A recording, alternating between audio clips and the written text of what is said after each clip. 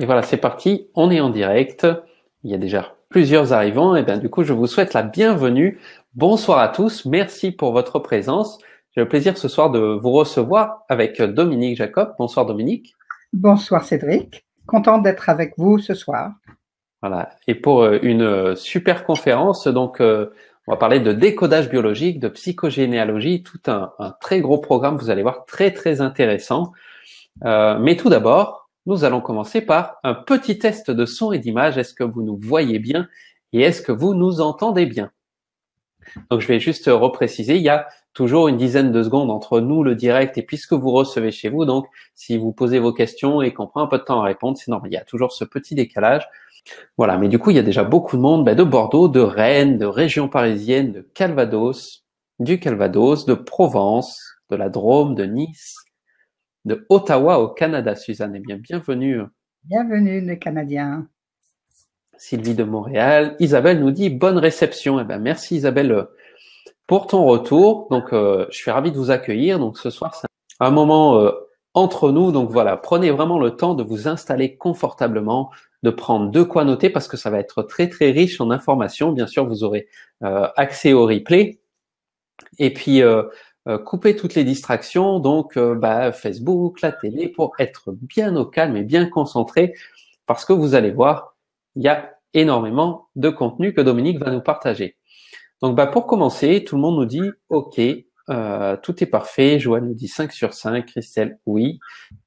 Alors, un petit détail avant que tu te présentes, Dominique, juste sur le fonctionnement. On va faire des petites pauses au fur et à mesure de la conférence, bien pour prendre vos questions. Donc voilà, si c'est des questions qui sont vraiment en rapport avec ce qu'on dit sur le moment, bien je les prendrai. Et sinon, à la fin de la conférence, je vais refaire la liste et reprendre toutes vos questions au fur et à mesure. Voilà, donc on fera au mieux pour vous répondre à tous. Donc, si vous avez déjà des questions qui vous trottent au fur et à mesure, n'hésitez pas à les poser. Et moi, je vais aller voir tout ça dans le chat pendant que Dominique va vous expliquer un petit peu son sujet. Donc, Dominique, déjà, est-ce que tu pourrais te présenter pour nos chers auditeurs, nous dire, qui tu es, d'où tu viens, et puis, pourquoi ce soir tu viens nous parler donc de décodage biologique et de psychogénéalogie. Oui, eh bien écoute, encore une fois, je suis vraiment contente et merci de venir de tous les coins du monde. C'est la magie d'Internet, de pouvoir se connecter avec l'âme des autres un peu partout dans le monde. Et donc, avant de commencer, je voudrais dire un peu qui je suis. Donc, en fait, vu mon grand âge, comme je dis toujours, je suis psychogénéalogiste et décodeur biologique depuis plus de 40 ans. Non, peut-être pas plus, là j'exagère. Plus de 30 ans et un peu moins de 40 ans, mais pas loin. En fait, parallèlement à mes études de psycho, j'ai beaucoup voyagé dans le monde et je suis allée me frotter l'âme à celle des autres parce qu'il n'y a rien de mieux que justement de pouvoir communiquer avec le monde entier parce que le monde entier est également en nous. Et donc, il n'y a pas de différence, il n'y a que des êtres humains qui sont dans des approches peut-être pas toujours similaires, mais qui ont les mêmes aspirations. Et puis, les mêmes aspirations, qu'est-ce que c'est? C'est l'amour. La première conférence que j'ai donnée, sur laquelle je vais revenir, eh bien, le sujet, c'était « Et si l'amour était le fin mot de l'histoire ?» Et vous allez voir que, aussi bien en psychogénéalogie qu'en décodage biologique, c'est bien l'amour qui nous pousse à voir certains comportements qui vont être certainement très heureux, mais d'autres qui le sont moins, parce qu'en fait, on va être incroyablement fidèle à notre histoire. Alors, comme je vous disais, j'ai été l'élève de Anne-Ancelin Schutzenberger qui a écrit « I et mes aïeux ». Peut-être pour certains qui connaissent un peu la psychogénéalogie, cela vous dira-t-il quelque chose. Et puis, quelques années plus tard, non, parallèlement, pardon, j'étais aussi l'élève d'un homme qui s'appelle Alexandro Jodorowsky et qui est un grand chaman et un grand tarologue devant l'Éternel.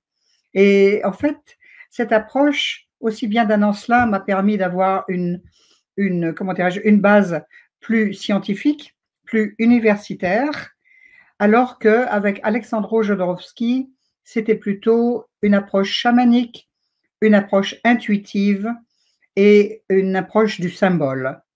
Et évidemment, pour faire des guérisons, pour accompagner les gens dans leur bonheur et dans leur joie et leur guérison, eh bien, on peut le faire aussi bien en comprenant de manière extrêmement mentale, intellectuelle, mais aussi d'ordre plus intuitif, plus symbolique. Et j'irais jusqu'à dire, bien évidemment, en ce qui me concerne, bien spirituel. À ce sujet, je sais qu'on me voit mal que mes deux maîtres sont un peu derrière moi. Ils sont en fait en moi, hein, dans mon cœur. Mais je voulais quand même vous signaler, puisque vous devez voir les photos qui sont derrière moi. Il s'agit de Amma, que certainement beaucoup de gens connaissent dans le monde, Amritananda Mayi, et Sri Vishwananda, qui est moins connu, mais qui est pour moi extrêmement important, qui est devenu mon Sadguru il y a 1 an et qui m'accompagne, j'espère, dans la réalisation. Alors évidemment, je n'en suis pas là encore, je ne suis pas Bouddha, loin de là, mais nous sommes des petits Bouddhas en puissance, nous sommes des petits dieux en puissance. Nous avons à nous lever, mais pour nous lever, il va falloir ne plus porter des douleurs et les souffrances qui nous enferment, qui nous bloquent et qui empêchent que nous allions vers notre véritable nature. Donc, après quelques années de psychogénéalogie pure, j'ai rencontré sur mon chemin plusieurs thérapeutes qui sont aussi bien médecins que dans une voie spirituelle. Et j'ai donc été enseignée pour travailler dans le décodage biologique, comprendre en fait ce que veut dire le décodage, et c'est ce que nous verrons aussi, puisque en ce qui me concerne, je le relie à la psychogénéalogie, puisque les maladies racontent une histoire qui peut se relier aux histoires de notre clan, aux histoires de notre famille, et je vous expliquerai comment cela se passe. Donc, ceci, c'est le travail de M. Gert Hammer, qui a donc fait une grille de lecture qui permet de comprendre pourquoi on va avoir telle pathologie plutôt qu'une autre et à quoi ça correspond. Ça veut dire donc que si on comprend d'où vient cette pathologie, pourquoi on l'a mis en place, parce qu'on n'attrape rien, pourquoi on a mis en place cette pathologie, alors si on l'a créée, on pourra aussi la décréer. Donc, parallèlement à Gert Hammer, il y a aussi de nombreuses années, étant bilingue allemand, entre autres, j'ai été enseignée par Bert Hellinger, et c'est le 3e volet du travail que l'on peut faire pour avoir un travail complet, une compréhension complète de son histoire. Il s'agit donc de constellation familiale, et j'en dirai 2 mots aussi parce que c'est une partie intégrante de la compréhension de ce que nous portons. Et en fait, pour comprendre où l'on va, il faut déjà savoir d'où l'on vient. Et donc, les constellations familiales est le 3e volet qui va permettre de comprendre et d'avoir accès aux secrets de famille, aux non-dits, aux mensonges, au silence. Donc, ce soir, évidemment, je ne parlerai peu de constellation puisqu'en fait, c'est quelque chose que l'on peut faire en présentiel puisque c'est du théâtre. Pourquoi ? Parce que la vie est un grand théâtre et lorsque j'accompagne quelqu'un, il me raconte des faits, il me conte des faits et l'idée, c'est de pouvoir en faire des contes de fées. Parce que parfois, c'est rarement des contes de fées et en général, les personnes qui s'intéressent à cela, qui ont envie de faire ce voyage initiatique, eh bien, il y a des faits douloureux et parfois, ce ne sont non seulement pas des contes de fées, mais parfois des choses tellement douloureuses que je cherche le mot qui est l'opposé des contes de fées. C'est lorsque on rêve, ça peut être un très beau rêve, comme ce peut être un très vilain rêve. Donc, en constellation familiale, on va avoir accès à ce que nous portons, mais on ne pourra pas l'avoir normalement. Ça sera dans l'inconscient qu'on va permettre d'avoir accès à cette connaissance intime que nous avons. Alors, comme je vous ai dit, en vous ayant présenté mes 2 maîtres spirituels, pour moi, la psychothérapie n'a de sens que si elle est reliée à la spiritualité. Et peut-être là, en ce moment, comme tout le monde, moi, je cherche, je suis une chercheuse aussi, comme vous. Et je suis en train de rentrer dans une dimension que j'aimerais exprimer dès ce soir, car pour moi, à un moment donné, il est important de savoir d'où l'on vient, il est important de connaître ce que l'on porte, mais à tout moment, nous avons cette capacité d'accepter de n'aller que vers le meilleur, de ne plus donner de la force aux douleurs et aux blessures de notre arbre, mais d'entrer dans notre joie intérieure, et ceci aussi est relié à la spiritualité. Pour la spiritualité, ça ne veut pas dire religion. Et cependant, j'aurai l'occasion d'en reparler à d'autres moments, mais pour moi, nous sommes porteurs des grands archétypes qui sont mentionnés dans la religion, dans la Bible, c'est-à-dire Marie, Joseph, le Christ, Marie-Madeleine, tous ces grands archétypes qui sont en fait un des aspects que nous portons. Et l'idée, c'est que plutôt que de donner de la force à toutes ces blessures, à toutes ces souffrances de nos petits moi, aussi du petit père et de la petite mère terrestre, mais ce serait peut-être aussi de se relier à son grand moi, qui peut être aussi considéré dans la spiritualité comme le père spirituel et la mère divine, ou aussi la mère terre, la terre-mère. Donc, c'est de relire tout cela à un niveau de conscience supérieur, et j'espère que dans ce sens, vous pourrez comprendre, une fois que l'on a saisi de ce que nous pouvions porter, eh bien, c'est de nous ouvrir à ces potentiels. Et les potentiels, je les écris un peu de manière humoristique, le pote en ciel. Hein. Nous avons des guides, nous avons des potes en ciel qui sont là pour nous aider. Et notre ciel intérieur, c'est d'aller vers le meilleur et de ne pas aller vers le pire. Alors j'espère que ce soir, je vais être un peu contagieuse pour vous donner envie, certes de comprendre, parce qu'il faut bien avoir une base, mais à un moment donné, c'est de choisir d'aller vers le meilleur. Et puisque je parlais tout à l'heure de spiritualité, je voudrais dire que depuis 2012, et vous savez qu'on a fait beaucoup cas de ces 2012, disant que ça allait être la fin du monde, beaucoup de gens étaient affolés. Non, c'était la fin d'un monde, et heureusement que c'est la fin d'un monde, parce que justement, nous sommes dans une énergie toute particulière où on va être porteur pour justement lâcher nos souffrances du petit moi, la souffrance de nos problématiques juste familiales, pour grandir et devenir l'enfant universel, l'enfant libre de toute blessure, libre de tout poids, libre de toute souffrance. Et c'est bien ce que le Christ est venu faire. Et le Christ, il n'est pas mort sur la croix, il ne s'est pas sacrifié. Il est juste venu montrer qu'il est au centre de sa nature. Et nous pouvons aller vers ce centre de notre nature parce que nous sommes maintenant dans les mêmes énergies qui s'appellent les énergies christiques, qui sont entre 2012 et 2027. Nous avons aujourd'hui 9 ans devant nous pour aller vers notre âge d'or.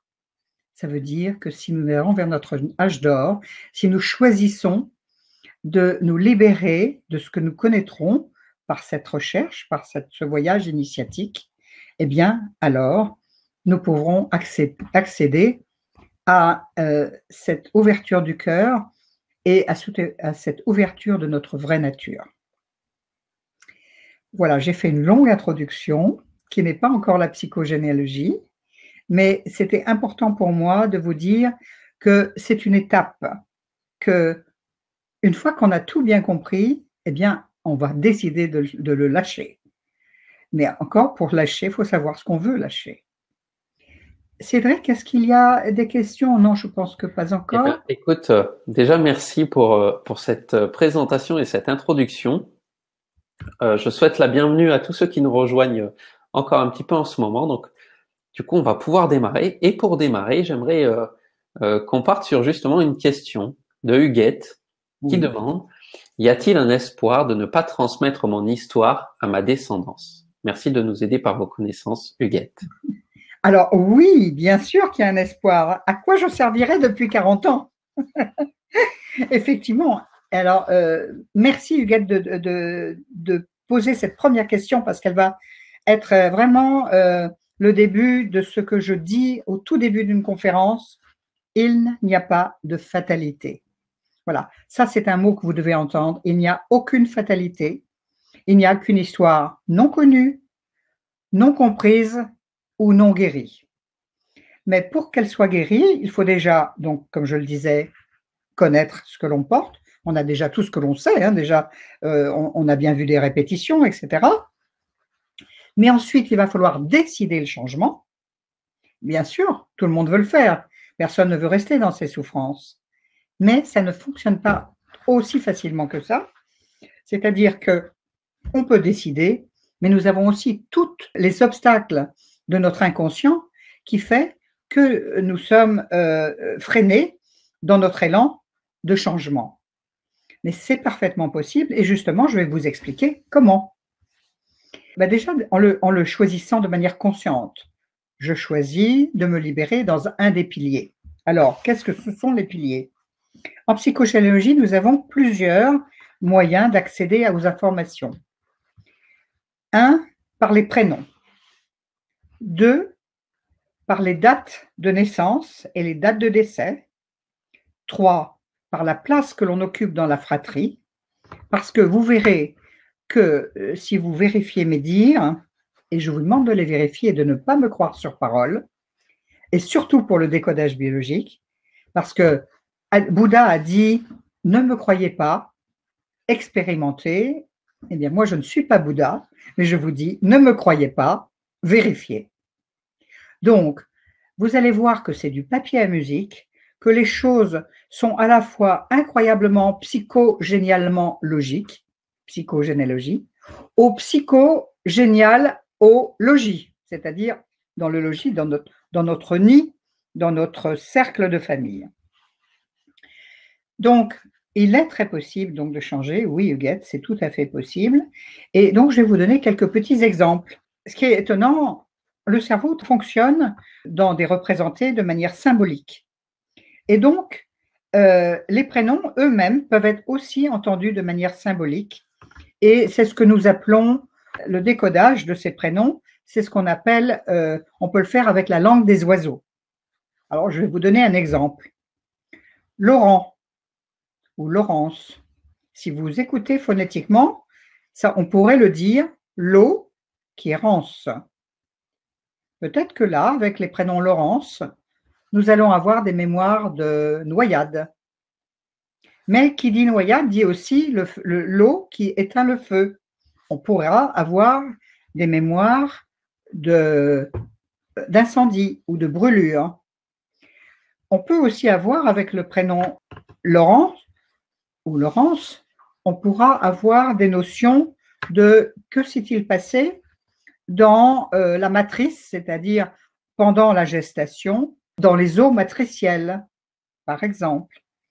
On pourra avoir un autre versant, c'est aussi, si on le lit autrement, l'or, anse, eh bien, avec le prénom or, eh bien, on va avoir des problématiques d'argent, des problématiques d'abondance, des problématiques de on a pu avoir été riche et on a perdu les biens. Donc, mémoire de pauvreté ou de richesse. Donc, vous voyez que déjà, rien qu'avec un prénom, on a des tas d'options. Mais évidemment, à partir du moment où j'ai un arbre devant les yeux, il faut avoir plusieurs facteurs qui vont me dire que c'est plutôt cette recherche-là que celle-là que l'on va trouver. Peut-être pourrons-nous demander à Cédric si quelqu'un s'appelle Laurent ou Laurence, s'il veut bien préciser pour le groupe qui écoute si un des 4 aspects lui parle. Peut-être, si tu es d'accord. Oui, oui, oui, voilà. Donc du coup, n'hésitez pas surtout, si vous entendez votre prénom, à nous faire un partage, voilà, qui peut être si vous vous reconnaissez dans un vécu qu'on va énoncer. Et puis Voilà. surtout, j'aimerais juste vous préciser qu'ici, nous sommes dans un espace de bienveillance et de non-jugement. Donc, nous sommes tous dans l'accueil, ben voilà, de votre histoire et aussi vos questions. Eh bien, il n'y a pas de questions qui pourraient être moins bien que d'autres. On va prendre chaque question parce que, ben, quand une question vous parle, eh bien, elle parle en général à d'autres personnes aussi. Voilà. Du coup, on a Pascal qui nous demande est-ce que ce serait pour le nom ou le prénom? Est-ce que ça marche pour les deux? Alors pour le nom, ça raconte aussi une histoire. Je vais vous donner par exemple un exemple. Si on s'appelle Laurence en nom, hein, Madame Laurence, Monsieur Laurence, là, vraisemblablement, il y a des mémoires de DAS, d'enfants abandonnés. Parce qu'on sait que lorsque un prénom est donné comme un nom, c'est qu'il manquait un nom, c'est qu'il manquait un père biologique. Alors, ce que vous devez entendre pour ne pas être affolé d'emblée, c'est que ce n'est pas forcément votre histoire. Le prénom que l'on porte raconte une histoire du dessus. Et à ce sujet, ce qui va être intéressant, c'est de voir que vous êtes la quintessence de la 5e génération et que les choses se font par pliage. C'est-à-dire que vous êtes relié à vos grands-parents qui eux-mêmes sont reliés à leurs grands-parents. Alors c'est intéressant parce que souvent, vous avez éventuellement des prénoms, éventuellement des dates, mais pas d'histoire. Tandis que si on travaille à la génération des grands-parents, eh bien déjà, on peut extrapoler et avoir une idée très claire de ce qui s'est bien pu se passer à la 5e génération. Donc, plus on monte, et pour répondre aussi à Huguette, plus on va monter haut, plus on va comprendre ce qui s'est joué au-dessus, plus on va choisir de manière consciente de libérer les souffrances que l'on aura pu répertorier.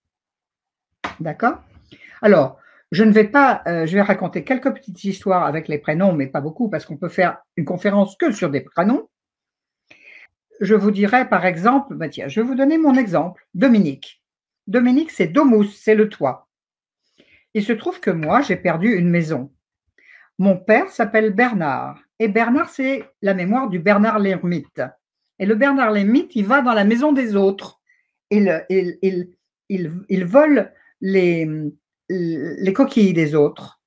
Et puis, ma sœur de lait s'appelle Brigitte, le bris du gîte. Vous voyez que tout a du sens et qu'il y a une cohérence dans les prénoms, dans les histoires de notre famille. Il se trouve que j'ai perdu une maison avant de connaître tout cela. Et dans notre famille, déjà, il y avait eu une perte de maison. Pendant la guerre, mes parents avaient été spoliés et avaient perdu une maison. Donc, je ne m'appelle pas Dominique pour rien. Et d'ailleurs, je suis thérapeute sur Fréjus, dans le Var, sur la Côte d'Azur. Et je suis également, mon lieu de travail est un lieu d'ouverture pour d'autres gens, et je suis chambre d'hôte, c'est-à-dire que je donne un toit aux autres.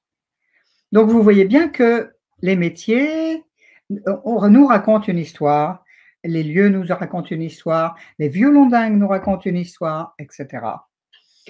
Donc peut-être si je vous donne encore quelques autres prénoms dans une autre coloration, eh bien, si je vous dis, il y a dans votre famille des Joseph, des Louis, des Vincent, des Alexandre, des Xavier, eh bien là, il est fort à parier que dans votre famille, probablement, il y a un père biologique qui n'est pas celui que l'on croit. Il y a peut-être un non-dit, un silence, ou peut-être qu'on ne le sait pas. Donc, pourquoi je dis que cela raconte cette histoire? C'est parce que, comme vous savez, Joseph n'était pas le père biologique du Christ. Il était l'homme qui a élevé le Christ comme un père. Louis, parce que Louis, les rois de France, il y avait le prénom qui se répétait pour donner la filiation, mais Louis XIV, Louis XV, Louis XVI, etc. Et on donnait cette filiation pour être bien sûr que c'était le fils de. Or, vous savez bien que chez les rois de France, eh bien souvent, il y avait des histoires adultérines avec des enfants adultérins qu'on appelait vilainement, et encore dans certaines familles, et dans le temps, on les appelait des enfants illégitimes, et on n'était pas toujours tendre avec ces enfants-là. Donc, là encore, si vous entendez ce prénom et que vous avez dans votre histoire ces prénoms-là, ce n'est pas forcément ni vos parents ni vos grands-parents.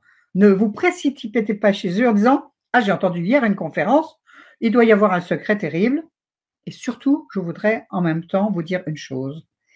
La première chose qu'il faut faire, c'est les remercier. Parce que malgré toutes les tribulations qu'ils ont pu avoir, les guerres, les maladies, les divorces, les secrets, les adultères, les faillites, les spoliations, les dettes de jeu, les séparations, les enfants décédés en bas âge, les enfants morts à la guerre. Vous voyez, je suis en train de faire la liste non exhaustive des drames. Eh bien, malgré tout cela, la vie a continué et vous êtes là ce soir. Donc déjà, on peut les remercier, nos aïeux, parce que malgré tout ça, la vie s'est perpétuée et ils vous ont aussi donné des joyaux, ils vous ont donné aussi des valeurs, ils vous ont donné aussi des compétences. Malheureusement, parfois, on met sous le boisseau nos joyaux, nos compétences, nos beautés, parce qu'on est obnubilé par la peine et la souffrance que nous vivons, parce que souvent nous allons les répéter. Donc tout le but de la psychogénéalogie aussi, et du décodage, c'est d'aller débusquer nos joyaux, d'aller débusquer nos bonheurs, nos valeurs et nos, oui, notre partie lumineuse de notre histoire, parce que parfois, on l'a mis un peu dans l'ombre. Donc, les prénoms, un prénom qui est extrêmement, comment dirais-je, qui est très symptomatique, c'est le prénom de René, renaître à la place de. Donc, nous avons des prénoms de remplacement et on aura Sylvie, si il avait vécu. Donc là, ce sont des mémoires d'enfants qui ne sont pas venus ou qui sont morts trop tôt. Donc tout cela, on va devoir le nettoyer parce que ça va se rejouer en même place, mais heureusement pas tout le temps. Hein. Comme je disais, il n'y a pas de fatalité. Il se peut qu'on n'ait pas forcément besoin de faire de psychogénéalogie pour régler, parce qu'on aura fait ce choix délibéré de ne pas reproduire ce que l'on connaît. Mais encore une fois, je voudrais vous inciter à ne pas faire quelque chose. Le cerveau n'entend pas la négation. Donc si vous dites « je ne veux pas que cela arrive », eh bien, il y a de fortes chances que malheureusement ça arrive, parce que le cerveau va entendre « je veux que ça arrive ». Donc, écoutez-vous aussi parler dans votre décision de changement. C'est « je me libère de », mais non pas « je ne veux plus ça ». D'accord? Ça, c'est extrêmement important. Donc, on a vu que les prénoms nous racontent une petite histoire et nous donnent déjà des pistes de recherche pour comprendre ce que l'on porte. Je vous ai dit tout à l'heure que la deuxième possibilité que l'on a, c'est les dates. Et justement, Cédric, si tu veux avoir la gentillesse de montrer un petit dessin qui est explicatif, vous comprendrez comment ça se joue par rapport aux dates. Donc, voilà. Donc, il s'agit de ce qu'on appelle le cercle de vie, d'accord? Et ça se décline comme ça. Moi, j'ai évidemment pris une date qui est la mienne, mais évidemment, vous devez le faire avec vos dates. Donc, en bas, à 12h30, vous avez votre date de naissance. Moi, c'est le jour et le mois qui comptent. Donc, ma date, c'est 16 octobre. 9 mois avant, la date de conception, qui est donc à 1h moins le quart, sera donc en 16 janvier. Nous sommes d'accord, 16 janvier de la même année. En haut, vous avez ce qu'on appelle le point de vie. Et là, c'est de 3 mois en 3 mois, si vous voulez. Vous voyez bien que octobre à janvier, ça fait 3 mois. De janvier à avril, ça fait 3 mois. Et de avril à juillet, ça fait toujours 3 mois. Mais si on le regarde à partir de la date de naissance, eh bien, c'est toujours de 9 mois en 9 mois ou un cadran de 9 mois comme une gestation. Donc, vous prenez votre date, puis vous calculez de 3 mois en 3 mois. Et là, vous allez avoir ces 4 points. Merci. Alors, lorsque vous aurez ça, ces 4 points-là, eh bien, vous pourrez regarder dans votre histoire familiale qui a ces mêmes dates-là, que ce soit dans les dates de naissance, que la date de conception, que la date de décès. Et ça voudra dire que si vous avez une date en lien avec un de vos ancêtres, avec ces mêmes dates-là, mais un peu plus élargies, c'est-à-dire qu'on compte 14 jours, 7 jours avant et 7 jours après. Par exemple, 16 octobre, eh bien, ça sera 16 jours en moins ou 16 jours en plus. D'accord? Donc, pour vous, vous faites la même chose et vous regardez quelles sont les dates similaires. Et ça veut dire que vous êtes à ce moment-là affilié psychologiquement à l'histoire de cet aïeul, de cet oncle, de cette tante, de l'arrière-grand-père, de l'arrière-grand-mère, etc. Ça veut dire que vous avez été missionné, d'une certaine mesure, pour raconter son histoire, dans les bonnes choses, et tant mieux, mais aussi dans les moins bonnes. Donc, vous allez pouvoir déjà rendre à César ce qui appartient à Jules. Alors, ça, c'est pour les dates. J'espère que vous avez bien compris. Et Je donc, me rassure, ça fait 40 ans que je le fais et ça fait 40 ans qu'on me dit « j'ai pas compris, il faudra me le réexpliquer ». Est-ce qu'il y a une question il y a sur ça? juste une question de Emmanuel. Tu as parlé des 9 mois de gestation et qui demande pour une personne qui est née à 7 mois. Alors, je le remercie de poser cette question parce que j'allais y venir. Effectivement, il se trouve que c'est mon cas. Là, j'ai donné un cas, on va dire classique, de 9 mois, mais moi, je suis née à 7 mois et demi. Il faut donc faire le calcul sur 7 mois pour lui ou 7 mois et demi pour moi. Donc, ça change un peu les dates, effectivement. Mais ce qui est intéressant, c'est de faire les deux, parce qu'on va se rendre compte que ça a du sens, les deux. Donc, on fait et 9 mois et 7 mois. D'accord? Alors, ça, c'était donc pour les dates. Par contre, ce que je ne vous ai pas expliqué, c'est à quoi correspond le point de vie et à quoi correspond le point de gisant. Le point de vie, c'est un moment dans l'année, un mois, où vous allez pouvoir sortir de vos cycles mémorisés. Ça veut dire quoi? Vous avez engrammé des choses, et vous avez engrammé des choses dans les 5 piliers de votre être, et je vais les redonner. La communication, l'affectif, la sexualité, le travail et la santé. Donc, dans un des piliers, il y a eu peut-être un traumatisme, et tant qu'on ne va pas le régler, eh bien, il va se rejouer dans des dates anniversaires. Vous n'avez pas besoin de moi pour savoir que vous allez vous dire, mais pourquoi tous les 7 ans je divorce? Pourquoi je trouve toujours des patrons qui sont désagréables? Pourquoi je suis malade tous les 4 ans, etc. C'est ce qu'on appelle les dates mémorisées. Là encore, il n'y a pas de fatalité. Une fois qu'on le voit, on peut faire ce changement. On peut choisir d'arrêter ce film. La vie est un grand théâtre et on a eu un script à l'arrivée dans son projet Sens, naître au sens, mais la bonne nouvelle, c'est qu'on peut le réécrire et pour le meilleur. Donc le troisième versant, après les prénoms et les dates, non, pardon, je n'ai pas dit ce que c'était que le point de gisant avant de passer au carré parfait, donc à la place. Le point de gisant, c'est un point extrêmement important qui a été connu par monsieur Salomon Selam, qui a fait un magnifique travail. Et en fait, tout le monde n'en a pas. En fait, c'est un point que une de nos dates qui est reliée à un mort, mais pas n'importe quelle mort. C'est ce qu'on appelle les morts inacceptables et inacceptées dans le clan. C'est-à-dire là où on n'a pas pu faire le deuil parce que c'était innommable. Alors, ça peut être un enfant qui meurt en tombant, je l'ai vu cet après-midi, un petit garçon qui est décédé en tombant dans le feu, il avait 7 ans. Et figurez-vous que la personne avec qui j'ai travaillé cet après-midi, elle a développé une pathologie très particulière, et j'y reviendrai tout à l'heure. Elle a des enfants qui ne peuvent plus marcher. Et la pathologie a commencé à s'installer justement dans un moment particulier. Vous voyez bien que ça a du sens parce que cet enfant, il est tombé. S'il n'avait pas pu marcher, eh bien, il ne serait pas tombé. Alors, j'y reviendrai tout à l'heure, je le redirai, mais c'est très important. Et ça rentre absolument pas dans le cadre de la médecine traditionnelle. Ce sont d'autres paradigmes.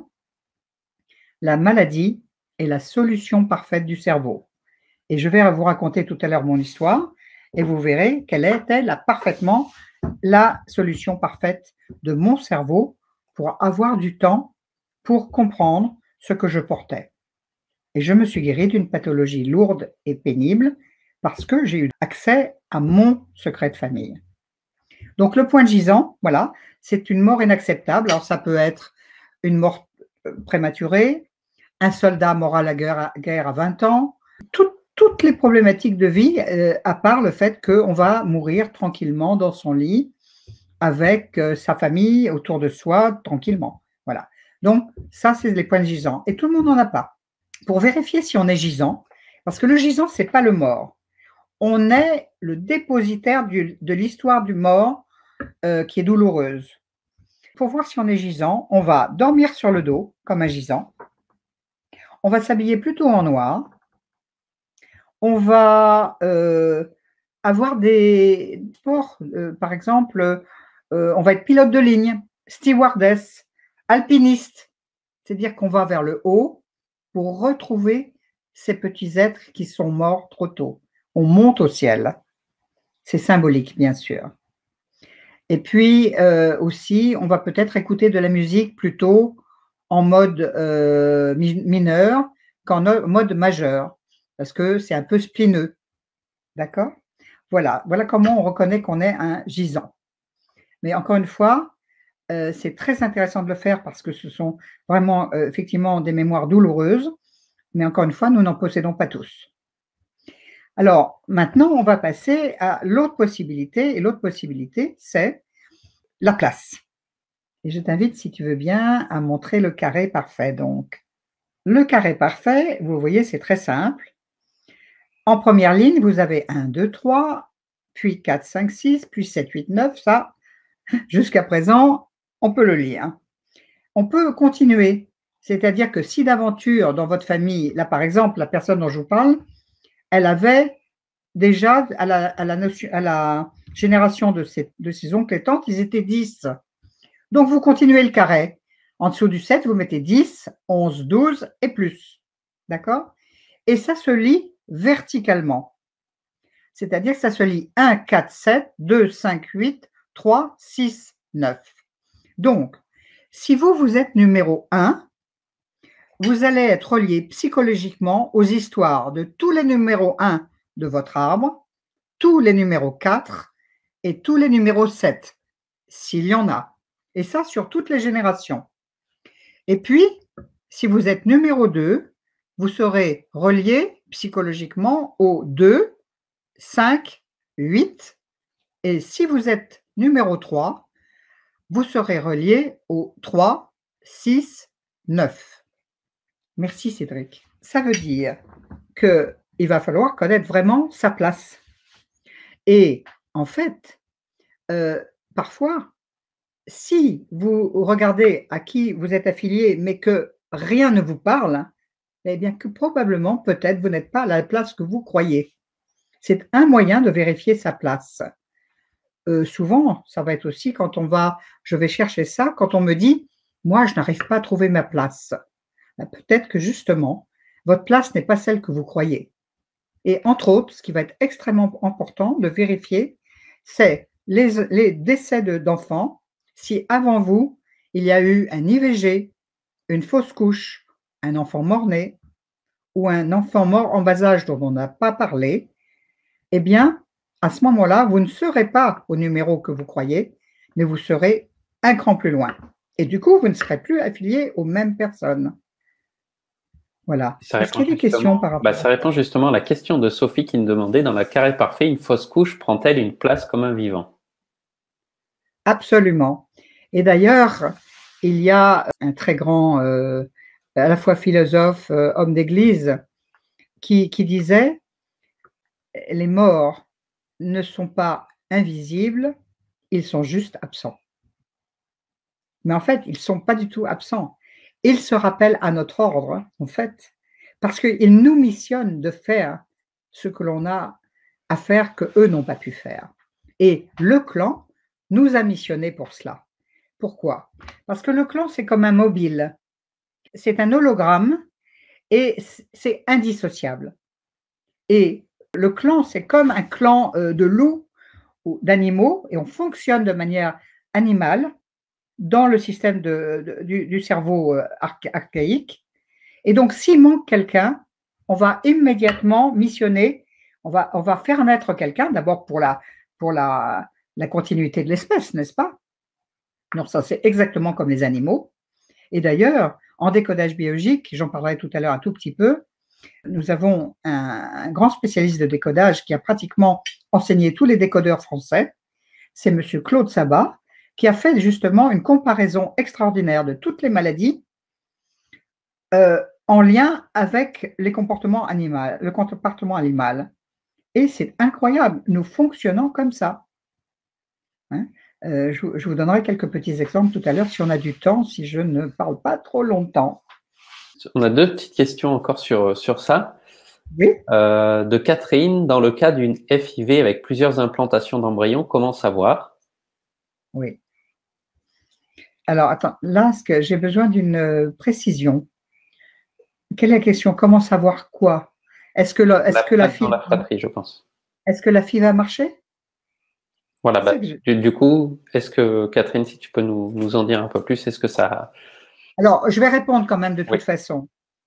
La place, elle est pour les enfants qui naissent, qui viennent sur Terre. Et si du coup c'est une fausse couche et que l'implantation a prise, mais qu'avant terme… On le compte. On le compte, oui. Même si donc ça, elle doit le savoir. Elle doit savoir combien elle a fait de FIV. Mais ce ne sera pas donc elle qui sera impactée, mais les enfants qui vont venir derrière. D'accord? Ok. Est-ce que c'est Ça clair, ça? dépend. Et puis du coup, on a une question de Dominique qui demande Oui. comment fait-on pour le savoir quand on ne sait rien de sa famille? J'avais des parents qui ne parlaient pas. Oui. Alors, je rassure Dominique tout de suite, on est tous logés à la même enseigne. Hein. C'est très rare d'avoir les informations. En fait, on est Sherlock Holmes. Au début, on fait avec ce que l'on a. Mais la vie est incroyablement généreuse et qu'on commence à s'ouvrir et à demander avec gratitude des informations, elles vont nous être données. La vie est incroyablement généreuse. Et si vous voulez la demander, vous allez voir, vous aurez toutes les représentations et puis vous aurez aussi les représentations symboliques. Vous avez certainement, vous connaissez le mot qui s'appelle les synchronicités. Donc, on peut travailler totalement avec des synchronicités. Mais en même temps, évidemment, si on ne connaît pas grand-chose, le peu qu'on va avoir, moi, je peux le décoder puisque je connais toutes les grilles de lecture. Hein. Alors, on y viendra tout à l'heure. Enfin, moi, je propose donc des sessions pour que vous puissiez, vous, avoir accès. Et dans justement les modules que nous proposerons, dont on parlera tout à l'heure, vous aurez toutes les grilles qui vous permettront évidemment de décoder tout ça. Mais pour répondre aussi à Dominique, même si les parents n'ont pas beaucoup parlé, il y a une chose importante qu'il faut leur dire, s'ils sont encore vivants bien sûr.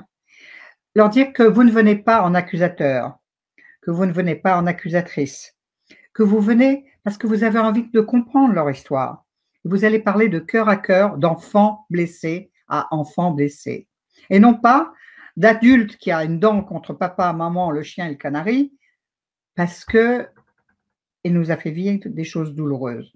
On va se rendre compte que les 3/4 du temps, ce qu'ils nous ont fait vivre, c'est ce qu'ils ont vécu. Et que malheureusement, ils n'ont pas pu faire de résilience. Ça, c'est un mot dont M. Cyrulnik est le père spirituel de ce mot. La résilience n'a pas pu être faite parce qu'ils ne sont pas dans une conscience, ils n'ont pas décidé le changement. Et on verra que des gens qui sont alcooliques, qui battent, eh bien probablement c'est parce qu'eux-mêmes ont été alcooliques et qu'ils buvaient, et, que la famille buvait. Donc, lorsqu'on comprend ça, on peut aller vers eux en demandant « Je ne viens pas en accusateur, mais j'aimerais tellement connaître votre histoire. » Par contre, bien sûr, il arrive des fois qu'ils ne peuvent pas parler parce que c'est douloureux, parce qu'ils ne savent pas ou parce qu'ils ne veulent pas car c'est honteux ou trop triste. Ou, voilà. Mais sachez que si vous ouvrez chez vous, la relation s'ouvre et tout s'apprend. Tout. Écoute, merci pour ces réponses déjà. Et on va prendre une dernière question avant de continuer justement sur le carré. Question très intéressante de Malika et Steph, Oui. un petit peu la même. Si on est quatrième du père et troisième enfant de la mère, donc dans le cas d'un remariage, justement. Voilà. Merci de le poser. Tout à l'heure, je me suis dit, j'ai fait l'impasse, mais je pense qu'on allait me la poser. C'est parfait. Alors, effectivement, là, ça se complique un peu plus, évidemment, parce que on va être par exemple 3 par rapport à maman et peut-être 1 par rapport à papa. Donc, on sera encore assujetti à un peu plus de monde, à tous les 1, tous les 3 et tous les 6 et tous les 9, etc. Donc, il va falloir aller voir tout ça. C'est un petit peu plus de travail parce qu'il y a une plus grande famille, puisqu'il y a une famille recomposée en quelque sorte. Oui, on ira prendre tout ça. Merci pour tes réponses. D'accord. Et merci pour vos questions. Alors, on a vu qu'en psychogénéalogie, il n'y a pas de fatalité, il n'y a que des histoires non connues, non comprises ou non guéries. Alors, ce que je voudrais aussi dire, puisque ça a été un peu une question posée de manière sous-jacente, quand on n'a pas d'histoire, moi, ça m'arrive très fréquemment des adultes qui font un travail sur eux, mais qui étaient des enfants de la DAS, ou la famille était de la DAS. Évidemment, on n'a pas l'histoire biologique. Eh bien, figurez-vous qu'on peut quand même travailler dessus parfaitement, parce qu'en plus, ce qu'il faut savoir, c'est que les familles, comment dirais-je, d'accueil sont toujours en résonance, puisqu'on est en loi de synchronicité, en miroir, avec l'histoire de biologique. Donc, on arrivera toujours à trouver des infos. Et il y a aussi une autre chose, c'est que de toute façon, même si vous n'avez pas d'histoire, jusqu'à ce jour, vous vous êtes construit d'une manière ou d'une autre. Donc, on ira chercher aussi vous représenter les archétypes qui vous ont représenté. Ça peut être un professeur dans votre enfance, ça peut être une nourrice, ça peut être un parrain, une marraine. Tout ça, ça va être intéressant d'aller le chercher aussi dans vos histoires. Les histoires de nourrices, vous allez voir pourquoi, c'est mon histoire. Il faut aller voir les parrains, les marraines, ils nous racontent une histoire. Ou ça peut être un ami de la famille extrêmement important, ça raconte une histoire. Donc, on a toujours un moyen d'avoir une information. Alors, donc en psychogénéalogie, les prénoms, les dates, les places, et donc l'important, c'est qu'il va falloir donc mettre bien les places, vérifier si possible s'il y a eu des IVG, des fausses couches, des enfants morts-nés. Et ensuite, on va aller regarder dans tous les piliers comment ça s'est passé. Dans la communication, dans l'affectif, dans la sexualité, dans le travail et dans la santé. Donc rapidement, avant de passer au pilier de la santé, qui est le décodage biologique, eh bien, on va regarder dans la communication. Comment dans la famille ça se jouait? Et on va voir que très souvent, ça se répète. Est-ce que dans cette famille, on ne parle pas, comme disait tout à l'heure l'un d'entre vous? Est-ce qu'on était mutique? Est-ce qu'on pouvait pas, on ne raconte pas? Parfois, on raconte trop, et c'est pas mieux. Hein? Moi, tout à l'heure, dans la journée, j'ai eu une dame qui a travaillé avec moi par Skype. Sa mère lui a dit tellement de choses, mais horribles, que évidemment, elle porte des choses douloureuses, parce qu'on lui a trop dit de choses, et des choses qu'elle ne devait pas entendre. Donc, parfois, soyez heureux de ne pas avoir trop d'informations. Parfois, ce n'est pas pire que d'en avoir de trop. Ensuite, dans la communication, pour aller voir, est-ce que dans cette famille, on crie? Hein? Il y a des gens qui ne savent pas se parler sans crier. Il y a des gens qui ne savent pas se parler sans taper. On ira voir si dans cette famille, c'était les coups, les harcèlements, la brutalité. Voilà, comment on va fonctionner dans cette famille. On ira voir, peut-être dans cette famille, que ça va être une famille où on est dans les mensonges, on raconte des cracks.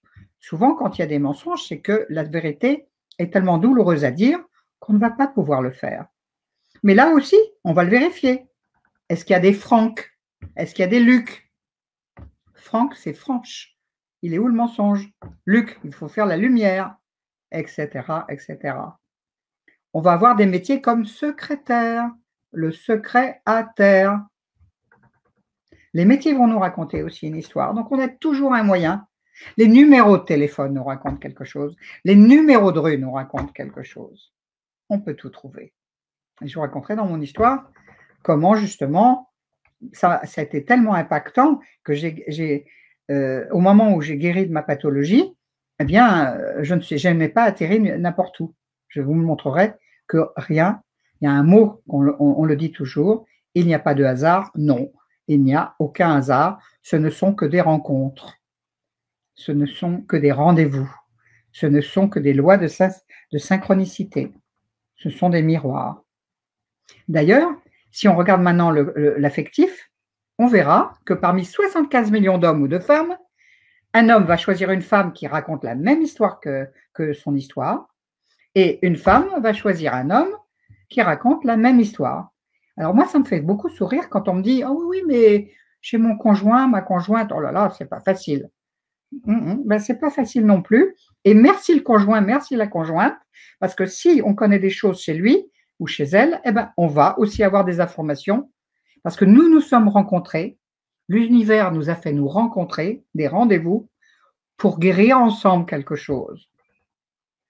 Et si on va de manière plus symbolique, et si on parle de vie, de l'âme qui s'incarne dans telle ou telle famille, eh bien, on va se choisir une famille particulière pour vivre certaines expériences, et on va choisir aussi un conjoint ou une conjointe pour vivre certaines expériences, pour les dépasser, pour que notre âme soit libérée. Donc, merci nos conjoints, nos conjointes qui nous font vivre peut-être des choses pas forcément simples, parce qu'on est là pour nettoyer, juste expérimenter, pour aller vers sa nature sur l'amour. Alors, donc, on regardera comment tout cela c'est fait.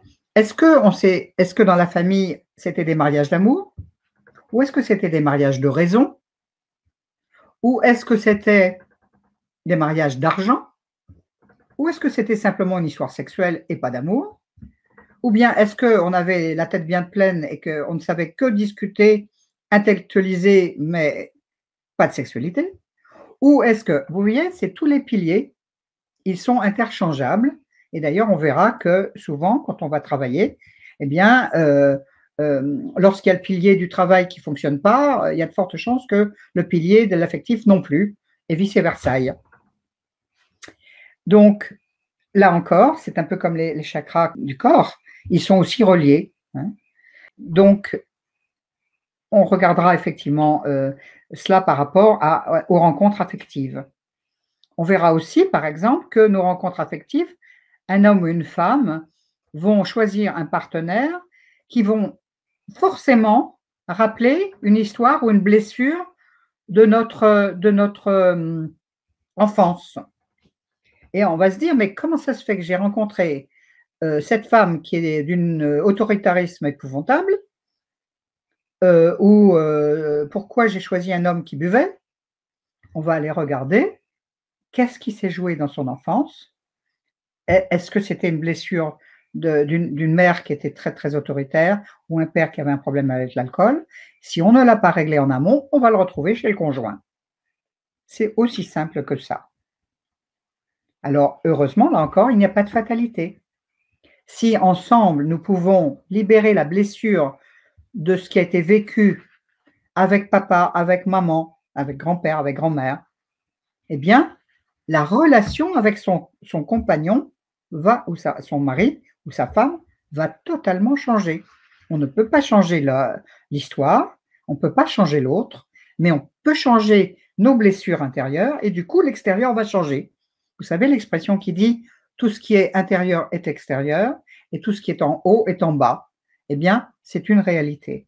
Si vous le guérissez dans votre cœur, alors l'extérieur, c'est-à-dire ce que vous vivez extérieurement, va automatiquement, j'allais dire, fatalement changer. Et ça, c'est une bonne nouvelle du soir. Avant qu'on parte sur le pilier de la santé, puisqu'on va attaquer toute la partie décodage biologique, et là, on va avoir un sacré morceau encore. Et on peut peut-être juste énoncer donc les 7 ateliers qu'on va partager, parce que c'est vrai que ça va être intéressant et que là, on va déjà pouvoir rechercher, aller faire son arbre et tout ça. C'est vraiment des ateliers où on va construire tout ça ensemble. Si on peut l'aborder, si tu peux nous énoncer. Bien sûr. Alors, j'ai choisi, bien sûr, le chiffre sacré 7, mais ça a du sens, hein, puisqu'on a vu, il y a 7 chakras, et il y a bien, bien d'autres choses comme ça qui sont en lien. Il y a des nombres qui sont sacrés, hein, le 7 en est un, mais il y a le 12 aussi, il y a le 3, parce que tout est trilogie, etc. Donc, 7, dans ces 7-là, effectivement, on va, d'une part, au départ, donc, avoir tous les éléments pour pouvoir monter son arbre. Ensuite, on ira investiguer dans tous les piliers ce que vous savez et ce que vous allez apprendre dans votre histoire à travers les prénoms, les dates de naissance, les dates de décès, les métiers, les maladies, la petite histoire. Donc, vous allez déjà commencer très rapidement, au bout de la deuxième session, d'avoir déjà plein d'éléments. Je vais aussi pouvoir vous donner de manière extrêmement pratique. Vous pouvez aller chercher dans les archives départementales, les archives municipales, les archives religieuses, les archives militaires pour les hommes. Là, si vous n'avez pas d'informations, eh bien, si vous êtes né en France, vous allez avoir beaucoup d'informations déjà sur le net.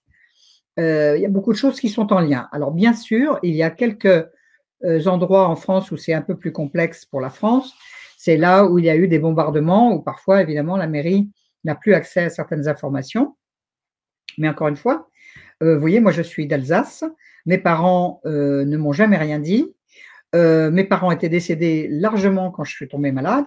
Et pourtant, j'ai eu l'information. Donc, c'est parfaitement possible. Pour l'étranger, on a aussi, bien sûr, il y a aussi les mairies, il y a aussi des archives, et on peut les compulser pour l'étranger. Et puis, bien sûr, dans certains pays, si on veut vraiment avoir beaucoup d'informations, il y a bien sûr les Mormons. Alors, je vois que nous avons des amis canadiens et peut-être américains aussi. Et bien sûr, il est certain que les Mormons ont beaucoup d'informations. Mais encore une fois, on n'a pas besoin d'avoir toute l'information et ni monter sur la 26e génération. Déjà, sur les 3 premières générations, on a déjà beaucoup de travail de libération possible. Donc, on regardera donc dans tous les piliers et aussi, surtout, ce qu'on va regarder, c'est les fameux cycles mémorisés. On travaillera là-dessus aussi. C'est-à-dire qu'on va comprendre, et là, par contre, je vais vous en parler parce qu'on va s'en servir pour le décodage biologique. Donc ça, c'est un des piliers importants. Et puis, on aura 2 modules où il y aura des questions-réponses énormes, où vous allez commencer à pouvoir raconter votre histoire et où je pourrai faire un échange avec des guérisons. Il y aura du soin dans 2 des modules. Enfin, à chaque fois, il y aura un peu de soin, mais essentiellement dans les modules 5 et 6. Dans le module 5, on aura accès essentiellement à toutes les maladies pour comprendre les reliances entre maladie et histoire familiale. Et donc, on pourra effectivement avoir une grille de lecture. Et enfin, dans le 7e module, on aura une guérison à un tout autre niveau de conscience. Quand vous aurez bien répertorié ce que vous voulez guérir, eh bien, on fera des soins, même à chaque fois à chaque module. Bien évidemment, comme tout ce que nous disons, je le remets dans le cœur de mes maîtres, il y a aussi une guérison spirituelle, bien sûr. Voilà, je pense que je vous ai tout dit. Peut-être ce que je pourrais ajouter, c'est que ces modules auront lieu toutes les 3 semaines. Ça veut dire que ça vous donne le temps de rechercher, comment dirais-je, de digérer ce que j'ai pu raconter. Vous aurez aussi les diaporamas qui seront là à votre disposition quelques jours avant le module pour pouvoir commencer à rechercher. Et ensuite, bien sûr, les modules, tout ça reste en votre possession, ce qui fait qu'après, vous aurez tout le temps nécessaire pour continuer à travailler, même sur des mois, quand vous le voudrez, quand vous le pourrez. Voilà. Je voudrais dire que tout ce que j'ai pu mettre dans les diaporamas, c'est tout le travail que je fais en présentiel et que même si c'est un prix certain, eh bien, vous avez exactement le même contenu que ce que je fais en présentiel et c'est le quart du prix. D'accord? Donc ça, c'est important que vous le sachiez. Vous avez exactement les mêmes données que lorsque je travaille en présentiel avec les personnes. Et puis, aussi, ce que vous avez dû voir, que Cédric m'a dit, avoir pu mettre en place, c'est que vous avez aussi la possibilité de payer en plusieurs étapes, ce qui vous verra que ça vous permet que ça ne soit pas trop lourd pour chaque module.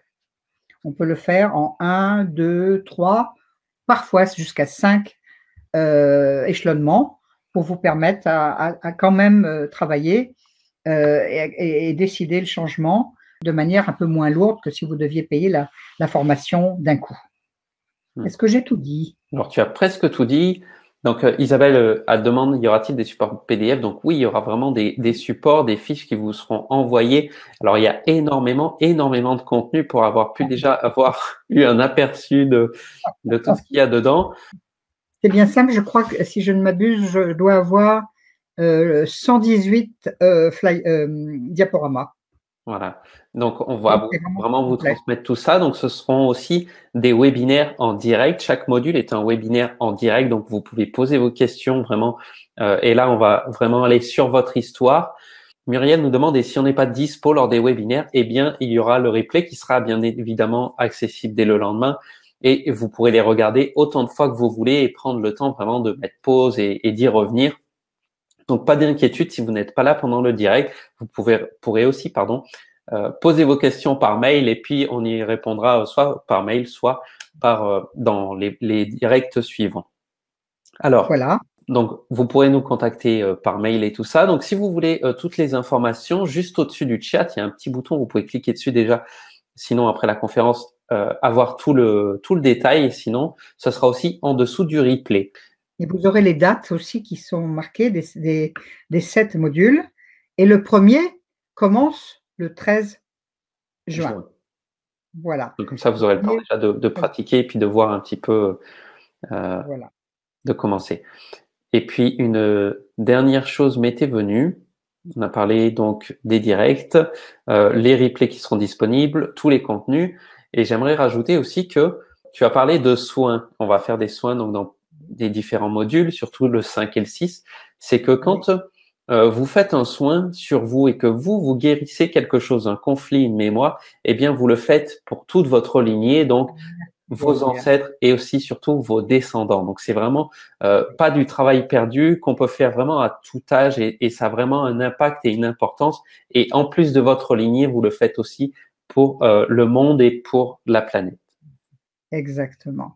Donc, merci de le signaler. C'est très important ce que tu viens de dire, Cédric, parce que, comme je vous disais, le clan est une entité et s'il y a un des aspects qui est souffrant, ça déséquilibre tout le clan.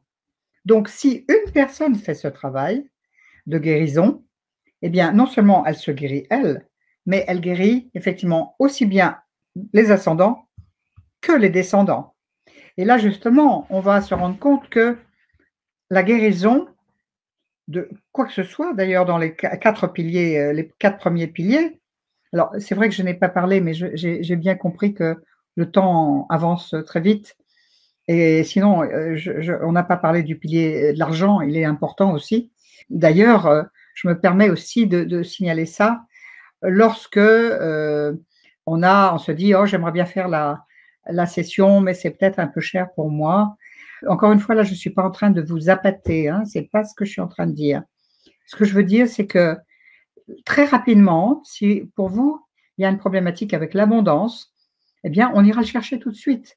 Et vous verrez que moi, j'ai eu des retours, mais immédiats, parce que le miracle, ce n'est pas un miracle qui est en dehors, bien qu'on ait aidé effectivement par nos guides et nos maîtres et nos anges gardiens, certes, mais le plus grand miracle, c'est de croire dans son potentiel, c'est de croire et de devenir co-créateur de son monde. Et si on change dans l'instant, dans le maintenant, eh bien, tout va changer.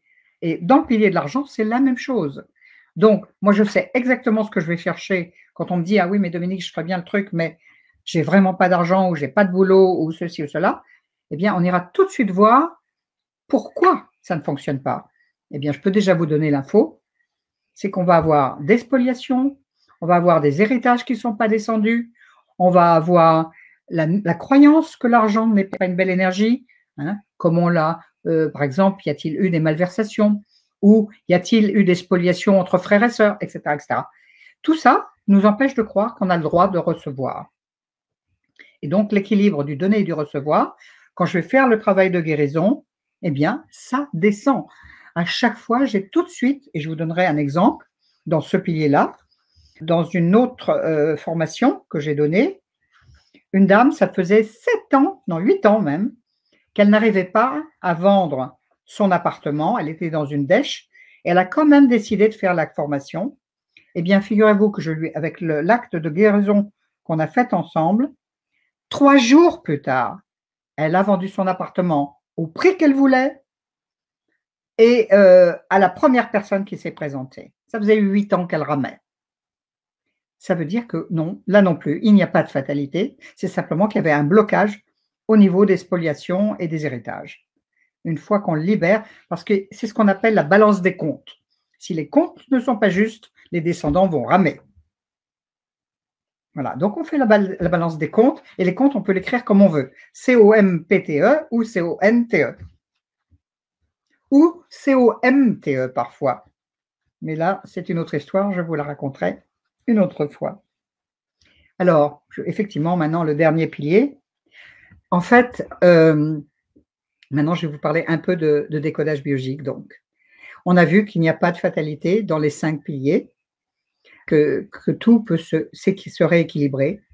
Et pour la santé, c'est la même chose. Donc, le décodage biologique, c'est la compréhension des maladies. Alors là, par contre, il faut que vous oubliez tous et toutes ce que vous croyez et ce que vous savez de la maladie et de la santé de manière conventionnelle. Ce n'est pas du tout la même chose. Il y a d'autres paradigmes et il faut le penser tout à fait autrement. Je l'ai dit tout à l'heure, la maladie est la solution parfaite du cerveau. Bon, là, évidemment, c'est très surprenant, hein, parce qu'on pense que c'est plutôt un drame, une maladie. Non, c'est une pause dans la vie, une pause dans le temps, qui va nous donner du temps pour comprendre et choisir de guérir, parce qu'on choisit de guérir l'histoire. Et la phrase clé, c'est aussi la maladie d'un enfant, et nous sommes toujours l'enfant de quelqu'un à quelque âge que ce soit, est un transposé d'une histoire psychologique d'un aïeul non résolu. Alors, elle est un peu compliquée la phrase. Ça veut dire que dans un représenté, un descendant va choisir une pathologie qui raconte que si l'ascendant avait eu cette pathologie, il n'aurait pas eu le drame de sa vie. Intéressant. C'est un système de survie et c'est aussi pour donner du temps à la compréhension. Ça veut dire quoi? Ça veut dire que là, on n'est pas dans la maladie symptomatique, mais on va être dans la source de la problématique, dans la source de la maladie. Ça veut dire que si on guérit ça, il n'y aura pas de récidive, d'accord? Parce qu'on aura libéré la cause et non pas les effets. Hein. Parce que la médecine somatique, c'est ça. On soigne les effets, mais on ne va pas à la cause. Alors, il faut savoir que cette approche, elle a été créée il y a une quarantaine d'années déjà par M. Gerd Hammer, dont je vous ai parlé tout à l'heure. Et en fait, ce monsieur, malheureusement, médecin allemand, a eu un drame dans sa vie. Il a eu son fils qui a été assassiné. Et à la suite de quoi, il a eu un cancer foudroyant des testicules. Et il s'est dit, mais c'est quand même étonnant, parce que finalement, je n'ai pas déclaré n'importe quelle pathologie. Les testicules, c'est bien l'organe reproducteur pour l'homme, et donc c'est bien mon drame de père que je raconte. Et donc, il a regardé, comme c'était un médecin hospitalier, il est allé regarder chez tous ses patients s'il y avait toujours le même conflit traumatique, psychologique, qui se répétait pour chaque pathologie. Et il s'est effectivement rendu compte qu'il y a toujours le même conflit pour la même pathologie. Alors, du coup, il a pu en faire une grille de lecture. Et donc, si on connaît le mot-clé, j'allais dire le mot de passe, qui permet de comprendre pourquoi on a fait telle pathologie et pas une autre, eh bien à ce moment-là, si on choisit de guérir la mémoire du pourquoi, il n'y a aucune raison que la maladie continue.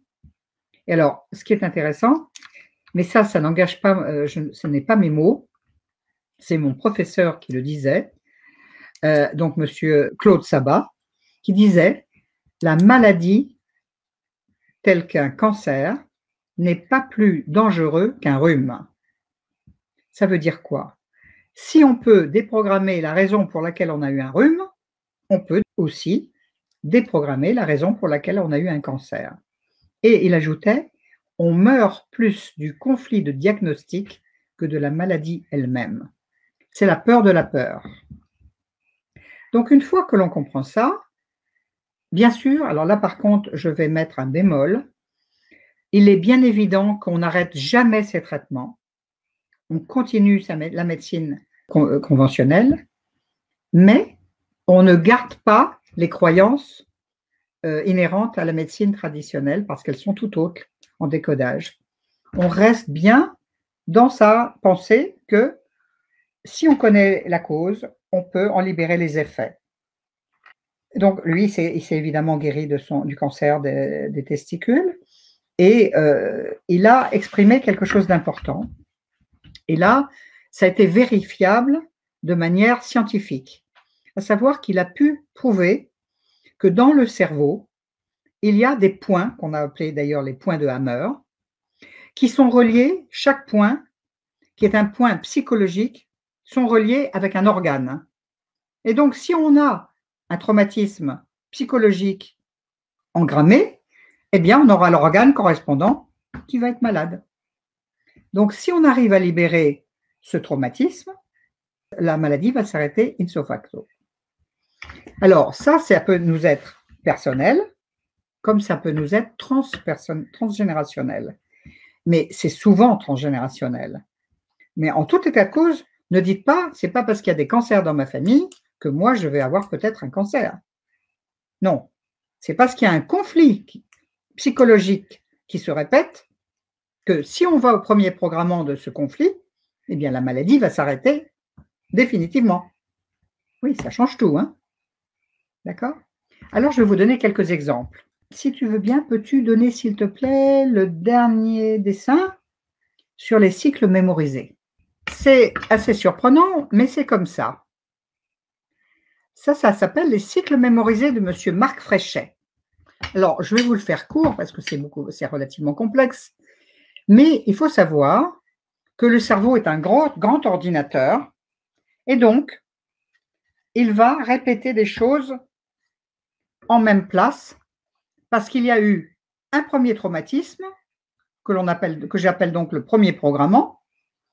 Mais si au premier programmant, nous ne l'avons pas compris, nous ne l'avons pas décidé le changement et si nous ne l'avons pas guéri, eh bien, ça va se répéter de manière extrêmement précise et pas n'importe comment.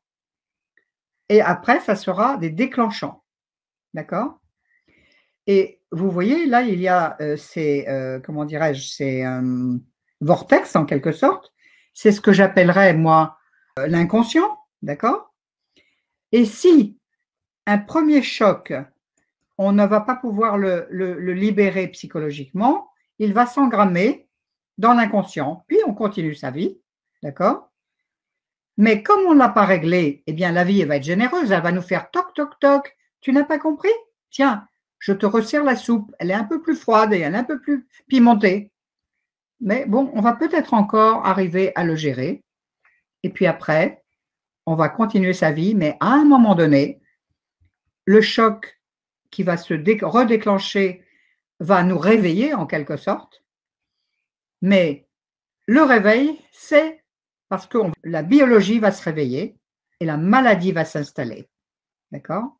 Et ce que l'on appelle là, quand on ne peut pas, quand c'est bien engrammé au fond et que c'est rentré dans la biologie, ça s'appelle la MMS, qui s'appelle la mini-maxi-schizophrénie. Ça ne veut pas dire qu'on est schizophrène, non. Mais ça veut dire qu'on n'est pas en mesure soi-même de trouver la cause parce que c'était émotionnellement tellement douloureux qu'on l'a enfoui, ou bien c'était tellement douloureux pour un aïeul qu'on n'a pas pu le dire, et tous les mots M-A-M-O-T-S qui n'ont pas été prononcés deviendront des mots M-A-U-X parce qu'on a eu du mal à le dire.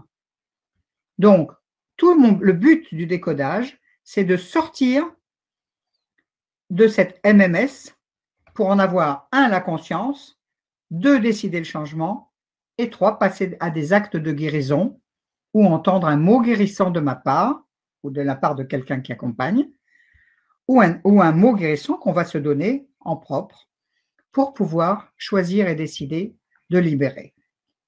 Alors, vous avez vu que là, j'ai fait une impasse sur, ici, le petit trait où j'ai marqué autonomie financière.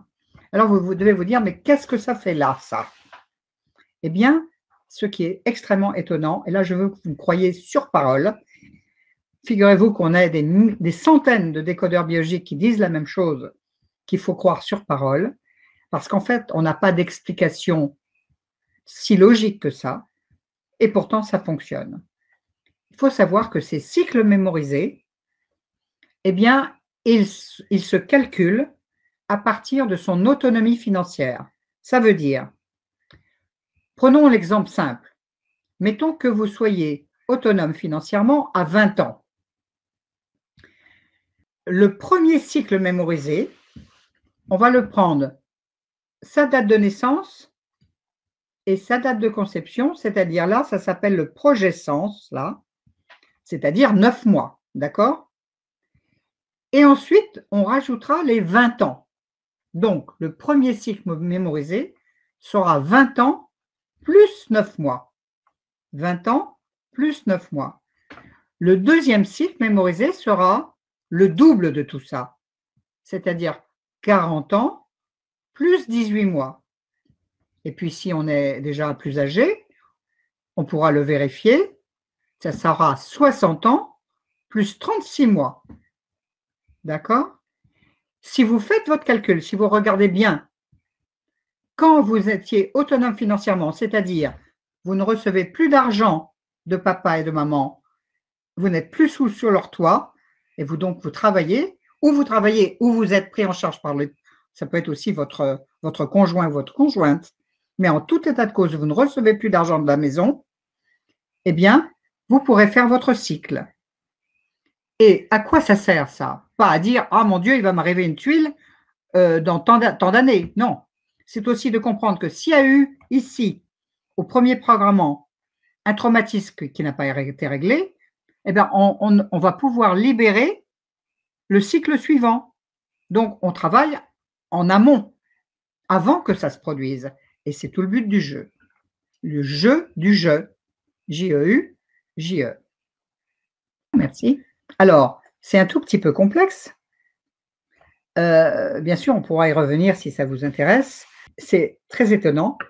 Alors, ce que je veux vous dire, c'est que le cerveau est un grand ordinateur.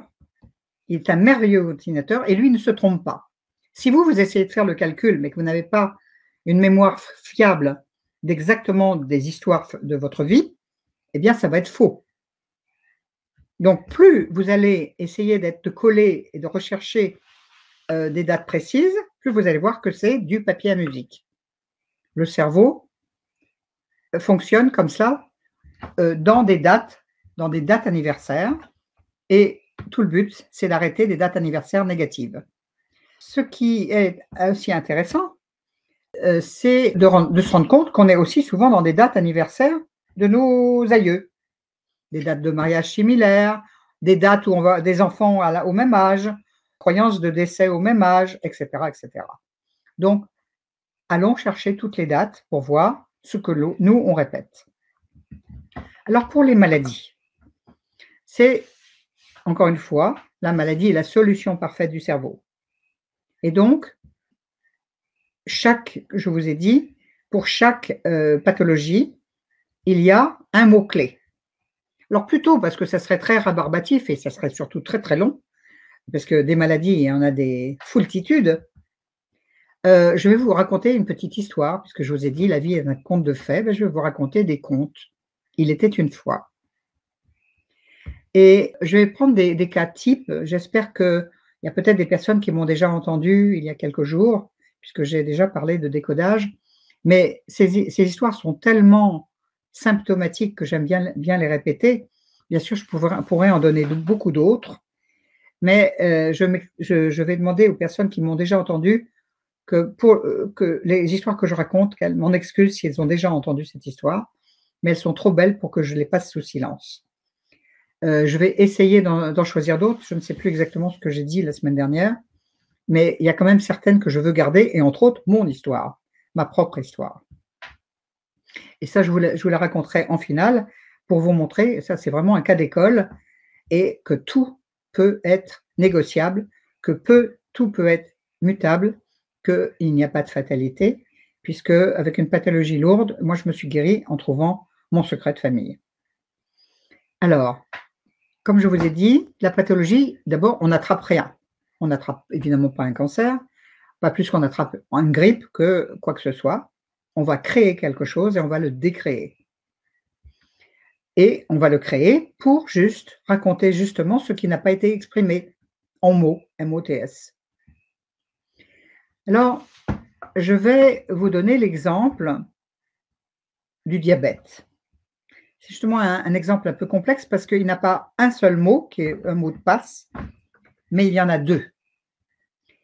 Et plutôt que de vous dire, bah, c'est ça, oui, bon, ça ne vous donnerait pas grand-chose, hein, d'autant plus qu'il y en a tellement, c'est comme si vous alliez chez le médecin et vous dites, voilà, ben, j'ai un cancer, docteur, qu'est-ce qu'on peut faire? Ben, il vous donne le Vidal, ben, lisez donc et voilà, vous n'allez pas guérir. Eh bien, c'est la même chose. Si moi je vous dis exactement le mot-clé de telle pathologie, ça ne va pas vous faire guérir. Vous saurez que c'est ça. Bon, ok, vous comprendrez, vous saurez mentalement, intellectuellement. Mais pour guérir, il faut être touché émotionnellement. Parce que c'est dans un moment de stress et d'émotion que vous ou quelqu'un de votre famille a engrammé un traumatisme, un choc. Et c'est donc dans un moment d'émotion que vous allez pouvoir le lâcher. Ça veut dire quoi? Et là, sincèrement, je ne veux pas faire de rétention d'informations, mais si d'aventure vous aviez envie de travailler et de comprendre des pathologies que vous avez ou dans votre famille, et que vous me demandiez de me dire ce que c'est, je ne vous répondrai pas. Pourquoi? Parce qu'il faudra que j'ai l'histoire pour pouvoir redonner à votre cerveau toute la coloration émotionnelle. Donc, pour que vous puissiez, à un moment donné, être touché dans le cœur pour pouvoir décider de guérir. Donc, ça n'a pas de sens. C'est pas la peine de me demander, Dominique, c'est quoi ça? C'est quoi ça? C'est quoi ça? Je vais peut-être donner quelques exemples. On va peut-être me poser des questions, c'est sûr qu'on va me poser. Mais encore une fois, ça n'a pas beaucoup de sens parce que si juste vous le comprenez avec la tête, ça ne va pas vous faire guérir. Ce qui va vous faire guérir, c'est de comprendre pourquoi vous avez mis ça en place, parce que c'était pour décider de guérir une histoire qui était coincée dans un drame. Et là, à ce moment-là, vous pouvez vous identifier à la personne dont vous portez le traumatisme. Et une fois que vous avez identifié ça et que vous avez été touché par cette histoire, alors la maladie peut à ce moment-là disparaître. Elle n'a plus de sens.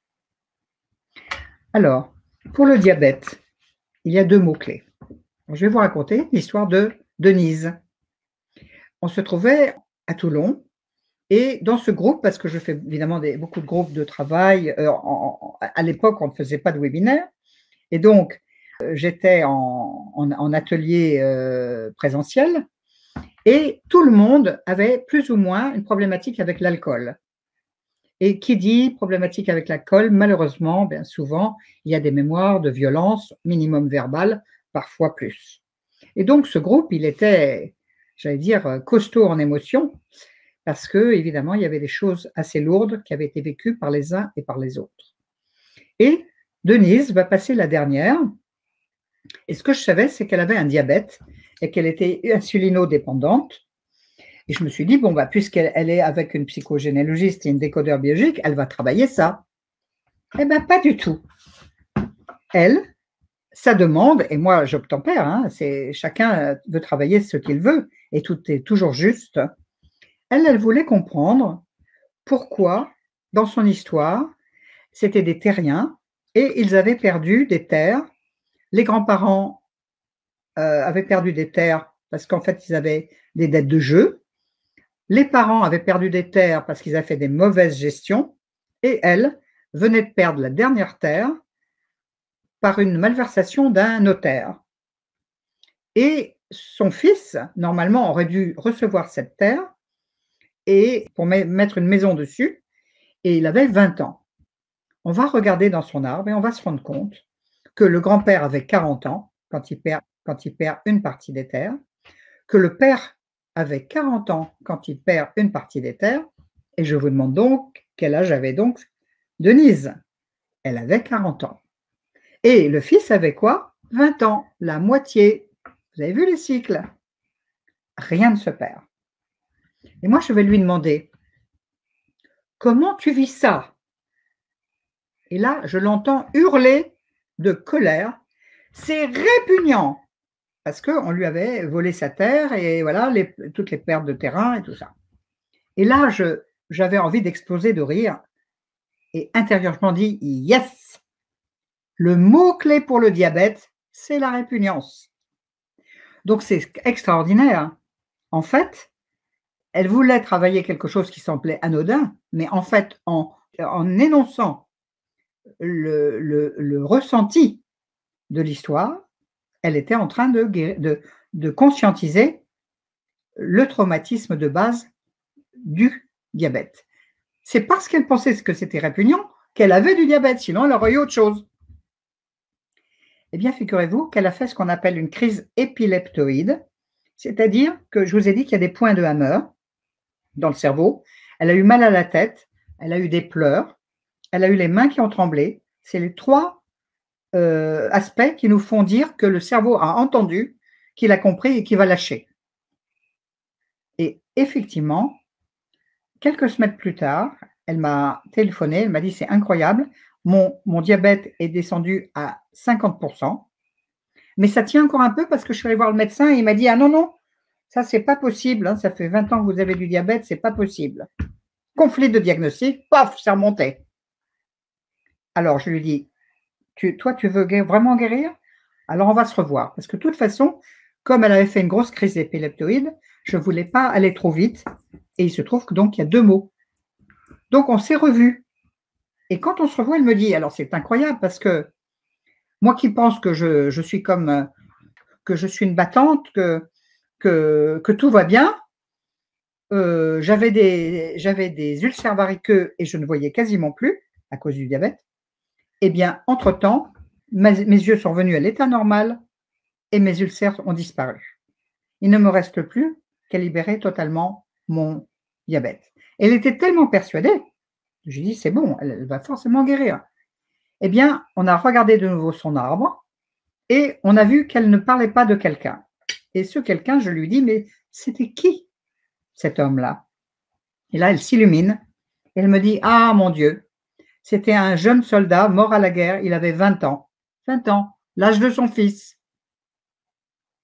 Vous avez vu, la cycle mémorisée. Et il est mort, il a été descendu dans son avion, il est mort. Et elle, son mot-clé, elle, c'était même contre mauvaise fortune, bon cœur, je suis un petit soldat et je vais résister. Petit soldat et résistant. Et le mot-clé du diabète, le deuxième mot, c'est la résistance. Et ce jeune homme était dans la résistance. OK? Elle va guérir sur un mot guérissant et je vais lui dire, tu sais Denise, est-ce que tu sais que la guerre est terminée depuis 1945 et que tu n'as pas besoin de fonctionner comme un petit soldat?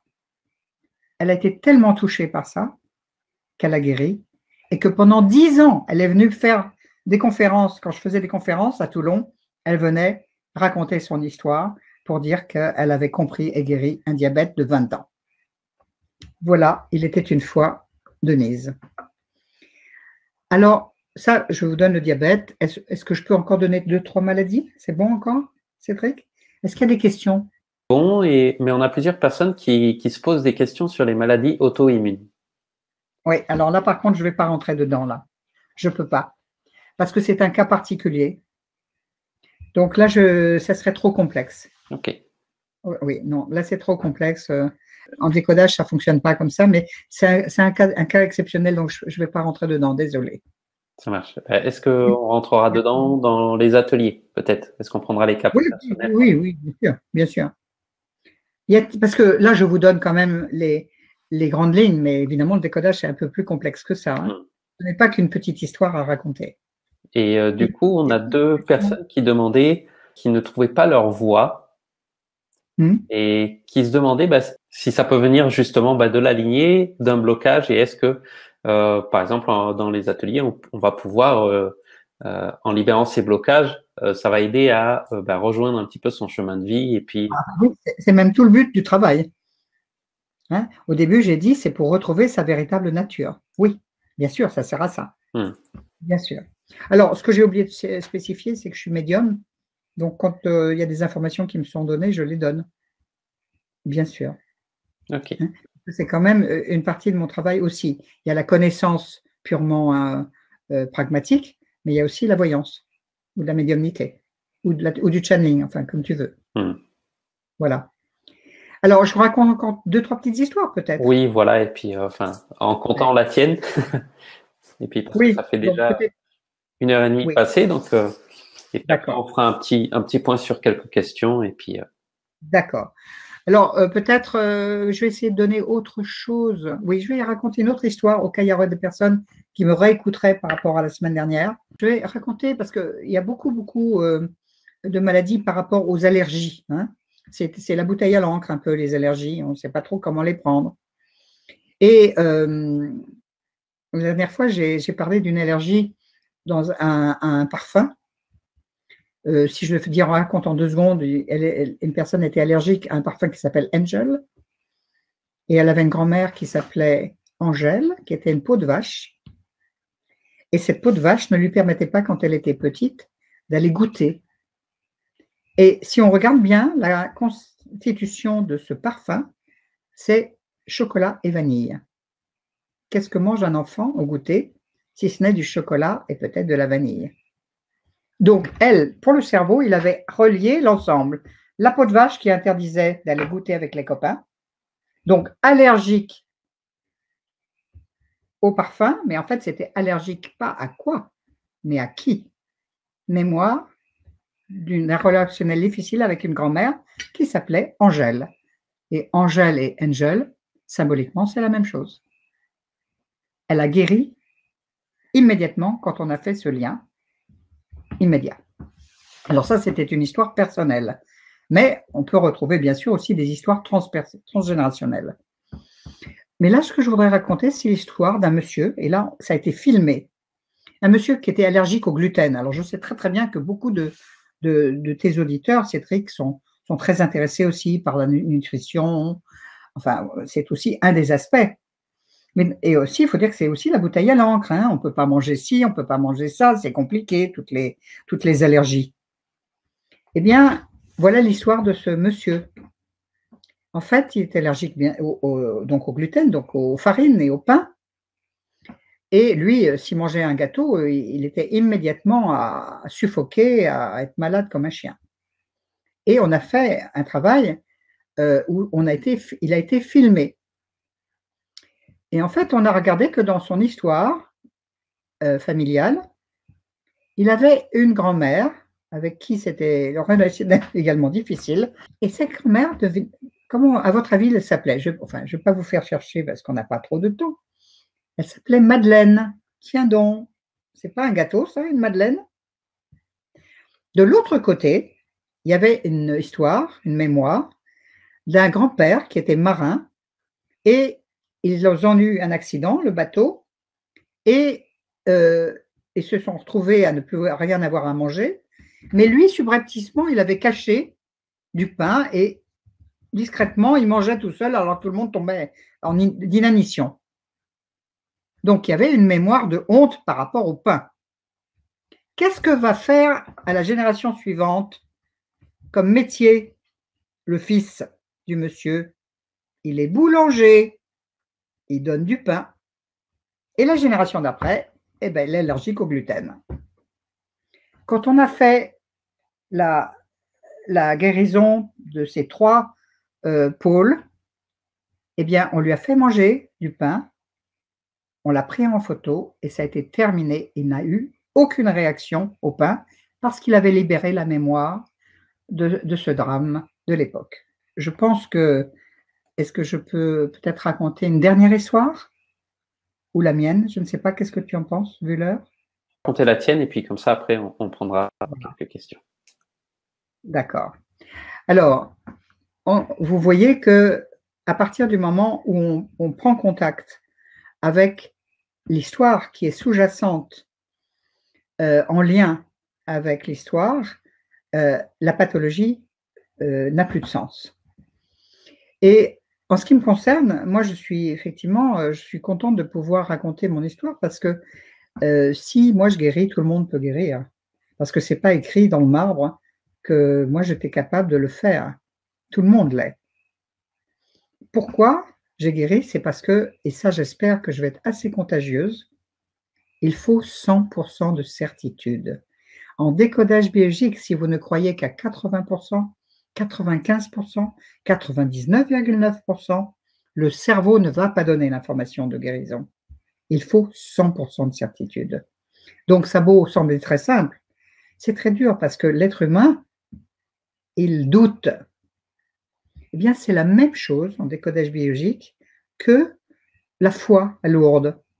Il y en a qui guérissent et d'autres pas. Pourquoi? Parce qu'ils ont la foi absolue. Et si on revient en finale à ce que je disais au tout début, que tout est spiritualité, vous savez que le Christ faisait des guérisons en disant, posait la main en disant: «Femme, tu es guérie et c'est ta foi qui t'a guérie». Eh bien, en décodage biologique, c'est la même chose. Si vous avez la certitude et la foi absolue que c'est possible, on va guérir. Alors voilà mon histoire. Vous vous souvenez que j'ai parlé de cycle mémorisé. Or, moi, lorsque ma petite fille a eu 3 ans, j'ai commencé à me paralyser. J'ai eu une fibromyalgie invalidante lourde et j'étais à la limite de la sclérose en plaques. Curieusement, je vous ai dit que les couples se rencontrent par affinité d'histoire.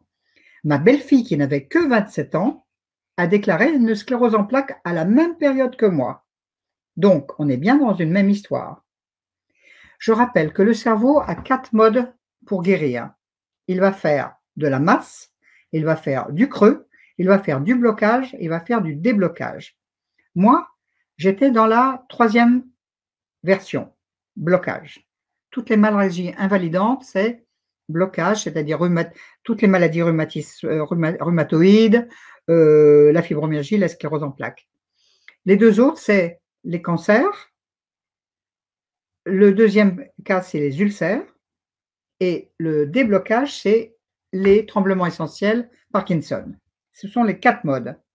Ce qu'il faut savoir, dans le cadre de mon histoire, c'est que j'ai fait cette pathologie-là parce qu'il y a eu un drame, et ça je le sais, c'est ce que vous pourrez apprendre justement dans les modules, c'est le mot-clé qui raconte telle histoire.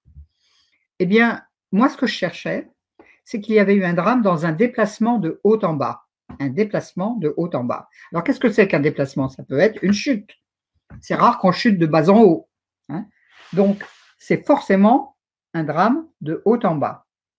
Ça peut être une chute, par exemple, une grand-mère qui se tue dans un escalier, et puis la petite fille va avoir l'âge de la date de mort de l'aïeul. Ben, elle ne peut pas faire un cancer, elle ne peut pas faire un ulcère, elle va faire forcément une maladie invalidante. Et donc, moi, j'ai démarré cette pathologie à l'âge, quand ma petite fille a eu 3 ans.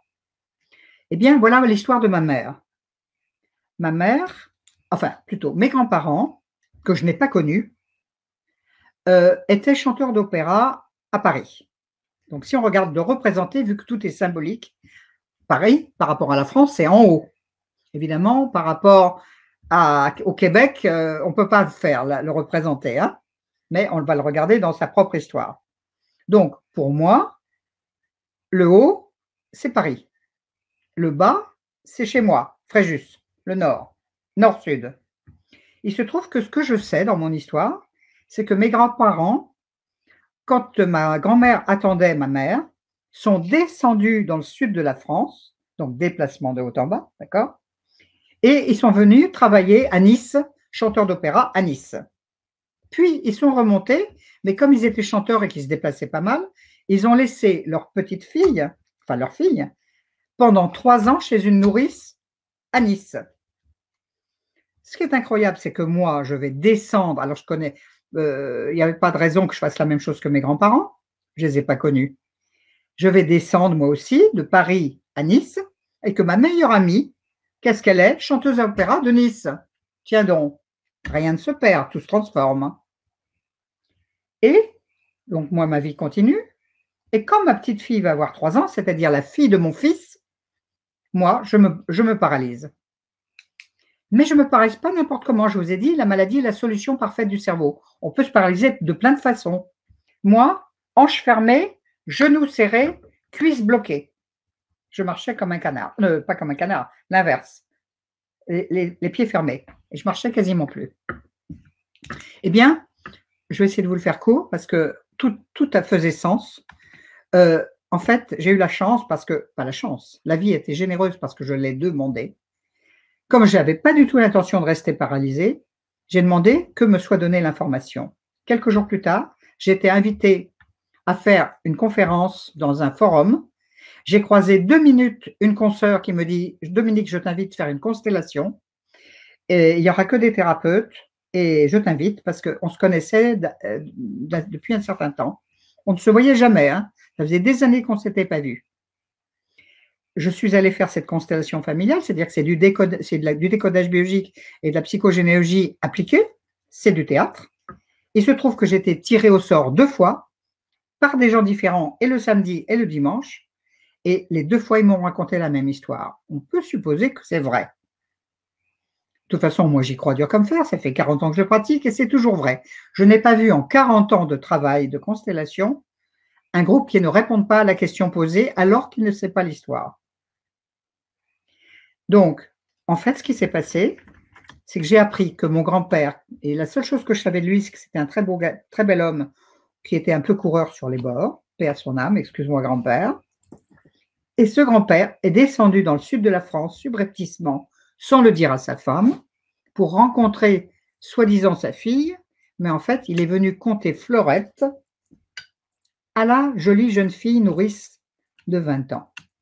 En fait, il a eu un acte malheureux, puisqu'en fait, il l'a abusée. De ce viol est né un enfant. L'enfant de la famille est décédé. Et 3 ans plus tard, l'enfant qui remonte, c'est l'enfant adultérin. Secret de famille, j'apprends à 60 ans que je ne suis pas la petite fille de ma grand-mère, mais que je suis la petite fille de la nourrice qui a été violée. Maintenant, imaginez-moi, jambes fermées, cuisses bloquées, hanches fermées. N'est-ce pas la solution parfaite pour qu'une femme ne soit pas violée? Quand j'ai pris conscience de ça, juste dans le savoir, ça ne m'a pas guéri.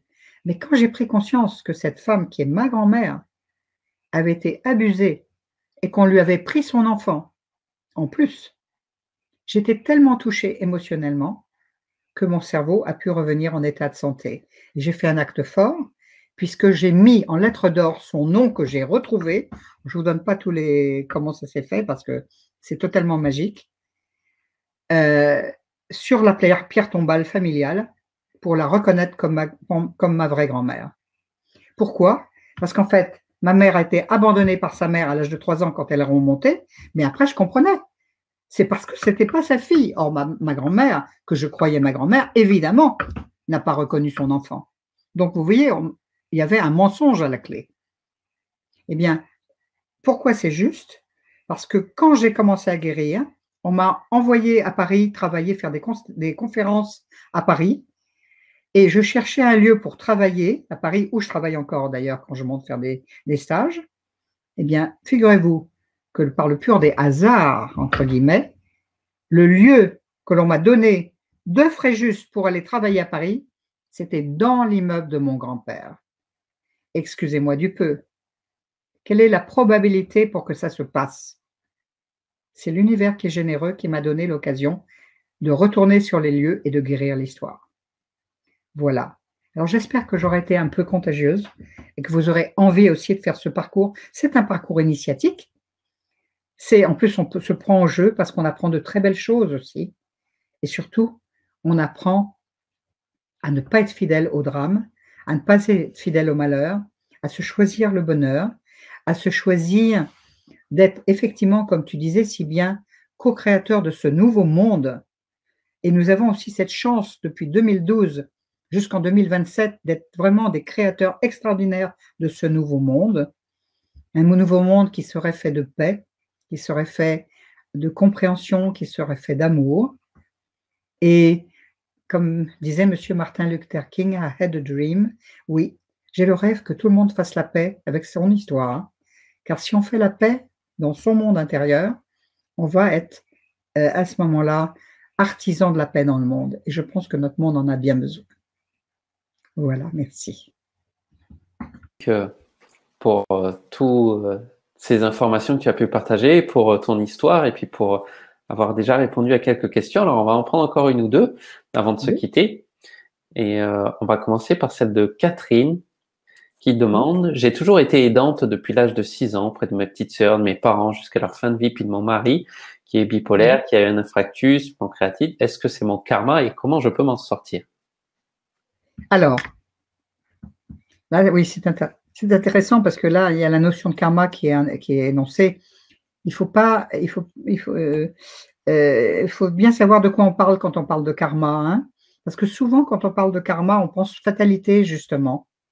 Et non, le karma, il est là justement parce que ce sont juste des obstacles sur notre champ de vie, mais le dharma, justement, si elle emploie le mot karma, il y a le dharma, et le dharma, c'est justement pour transmuter. Donc, il n'y a pas de fatalité là non plus. Tout est transformable dans le dharma, oui. Et le dharma, c'est l'amour. Voilà, donc tu as déjà l'amour comme voie oui. de sortie. Oui, et d'ailleurs, mes deux maîtres, hein, aussi bien Amma, que beaucoup de gens connaissent, que Sri Vishwananda, tous les deux, leur seul credo, c'est l'amour. Lui, il le dit en anglais, just love, mais il n'y a que ça. Et là, il n'y a que l'amour qui nous guérit. Et peut-être l'amour, d'abord, c'est l'amour de soi. C'est l'amour de soi. Parce que si on a de l'amour pour soi, alors on a de l'amour pour l'autre. Et à ce moment-là, il y a beaucoup de choses qui se libèrent. Merci pour ta réponse et merci Catherine pour ta question. Florence te demande s'il y a une limite d'âge pour agir. Pas du tout. On peut transmuter aux derniers instants de sa vie, hein. Il n'y a aucune limite d'âge. Parce que vous savez, en fait, le seul mot, si on pouvait y croire tant que ça prend 30 secondes. C'est oui. Oui, c'est tout. Oui à la vie, oui à l'amour. C'est tout. Ça va très vite. Si on le vit vraiment dans ses cellules. Oui. Eh bien, merci pour ta réponse à Florence et on va prendre une dernière question qui me paraît importante quand même d'y répondre de Guylaine qui te demande: après avoir suivi vos webinaires, sera-t-on capable de décoder et de libérer d'autres personnes? Alors, là, ça serait utopique. Je vais être très claire. Alors, oui, on peut en être capable, mais pas, même déjà en 1 an de formation en présentiel, on ne peut pas l'être. Parce que ne croyez jamais tous les thérapeutes qui vous disent qu'en 3 week-ends, vous pouvez être thérapeute pour les autres. C'est un mensonge. Et je m'insurge contre ça. Oui, vous aurez plein d'informations. Oui, alors c'est vrai que dans l'autre webinaire que je fais, j'ai eu effectivement une dame qui m'a dit: j'ai compris et j'ai passé l'info et ça a été entendu. Oui, mais de là à devenir thérapeute, non. Il faut bien faire le distinguo, hein. Parce que vous aurez plein d'informations, mais vous n'aurez peut-être pas encore totalement la gymnastique. Vous aurez les informations, mais comment les articuler? Certains pourront, parce qu'il y a des gens qui seront peut-être qui auront plus vite compris et qui pourront s'en servir. Mais pour être vraiment thérapeute, moi, ça demande un travail spécifique et je le fais aussi. C'est-à-dire que si vraiment on veut le pratiquer, on peut à ce moment-là s'inscrire pour la suite du film pour devenir aidant. Voilà. Mais on peut toujours aider quelqu'un quand on a compris quelque chose, ça oui, bien sûr. J'espère que c'est pas une réponse, comment on appelle ça? Peut-être ben que oui, peut-être ben que non, hein. Il faut bien spécifier. On peut toujours aider si on a compris des choses et qu'on a en plus réussi à le transmuter. Ça, oui, toujours. Mais de là, être thérapeute pour les autres, c'est un autre versant. Voilà, je pense que la clarification avait besoin d'avoir lieu. Je pense. Eh bien, Dominique, merci beaucoup. Merci à vous pour votre présence, pour vos partages, vos questions. Et merci, remerciez-vous aussi pour le temps que vous avez pris pour vous, que vous avez pris Oui. pour être avec nous, car c'est aussi pour vous que vous le faites. Je vais vous souhaiter une merveilleuse soirée et puis je vais te laisser, Dominique, le petit mot de la fin. Oui. Alors peut-être, est-ce que si on prend encore quelques secondes, vu que je vois qu'il nous reste 5 petites minutes, 4, j'aimerais, plutôt que de parler, j'aimerais faire. Et je vais vous proposer aux uns et aux autres de fermer vos yeux pour quelques instants. Et vous connaissez tous vos familles, leurs tribulations, leurs problématiques, vos relations parfois pas simples avec les uns, avec les autres. Alors, je vais vous demander d'imaginer votre famille, vos petits-enfants, si vous avez des petits-enfants, si vous avez des enfants avec leurs frères et sœurs, si vous avez des parents, qu'ils soient partis ou pas de l'autre côté, et imaginez que tous ont 3 ans et vous les rentrez dans votre cœur parce que votre cœur est grand. Il peut aimer une personne comme il peut en aimer 100. Imaginez maintenant que vous montez à la génération des tantes et des oncles. Vos tantes et vos oncles, ils ont 3 ans aussi et vous les mettez dans votre cœur. Puis, vous montez à la génération de vos grands-parents avec leurs frères et sœurs et là encore, ils ont 3 ans. Ce sont des petits-enfants avec leur histoire, avec l'histoire qu'ils portent de leurs parents et vous les mettez dans votre cœur. Puis, vous montez à la génération de vos arrière-grands-parents et là encore, avec leurs frères et sœurs, vous imaginez qu'ils ont 3 ans et vous les mettez dans votre cœur. Et vous avez maintenant toute votre famille, que vous avez connue ou pas. Ils sont dans votre cœur. Et malgré leurs souffrances, leurs blessures, ce qu'ils vous ont transmis ou pas transmis, vous leur dites merci. Et ensemble, nous allons monter quelques instants dans la lumière. Imaginez maintenant que vous avez comme un magnifique pilier de lumière au centre du cercle que nous formons tous ce soir, que ça soit en France, au Québec ou ailleurs, un cercle de lumière et d'amour.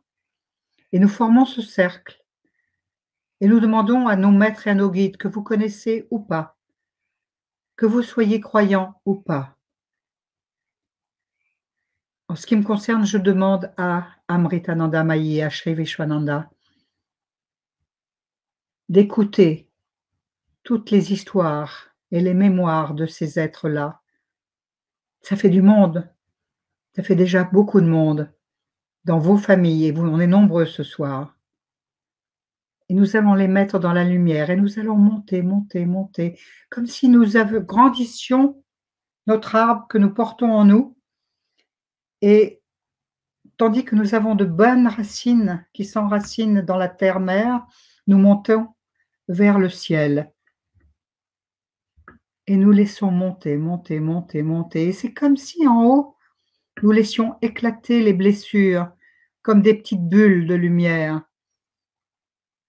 Et je remercie pour ce qui se passe maintenant. Et tandis que vous faites ce choix de laisser les blessures là, qui vont se dissoudre dans la lumière, doucement vous allez redescendre, redescendre doucement. Mais vous ramenez tout le monde comme s'ils étaient maintenant nettoyés, purifiés, libérés de toutes ces mémoires qui ne les appartiennent pas plus qu'elles ne vous appartiennent.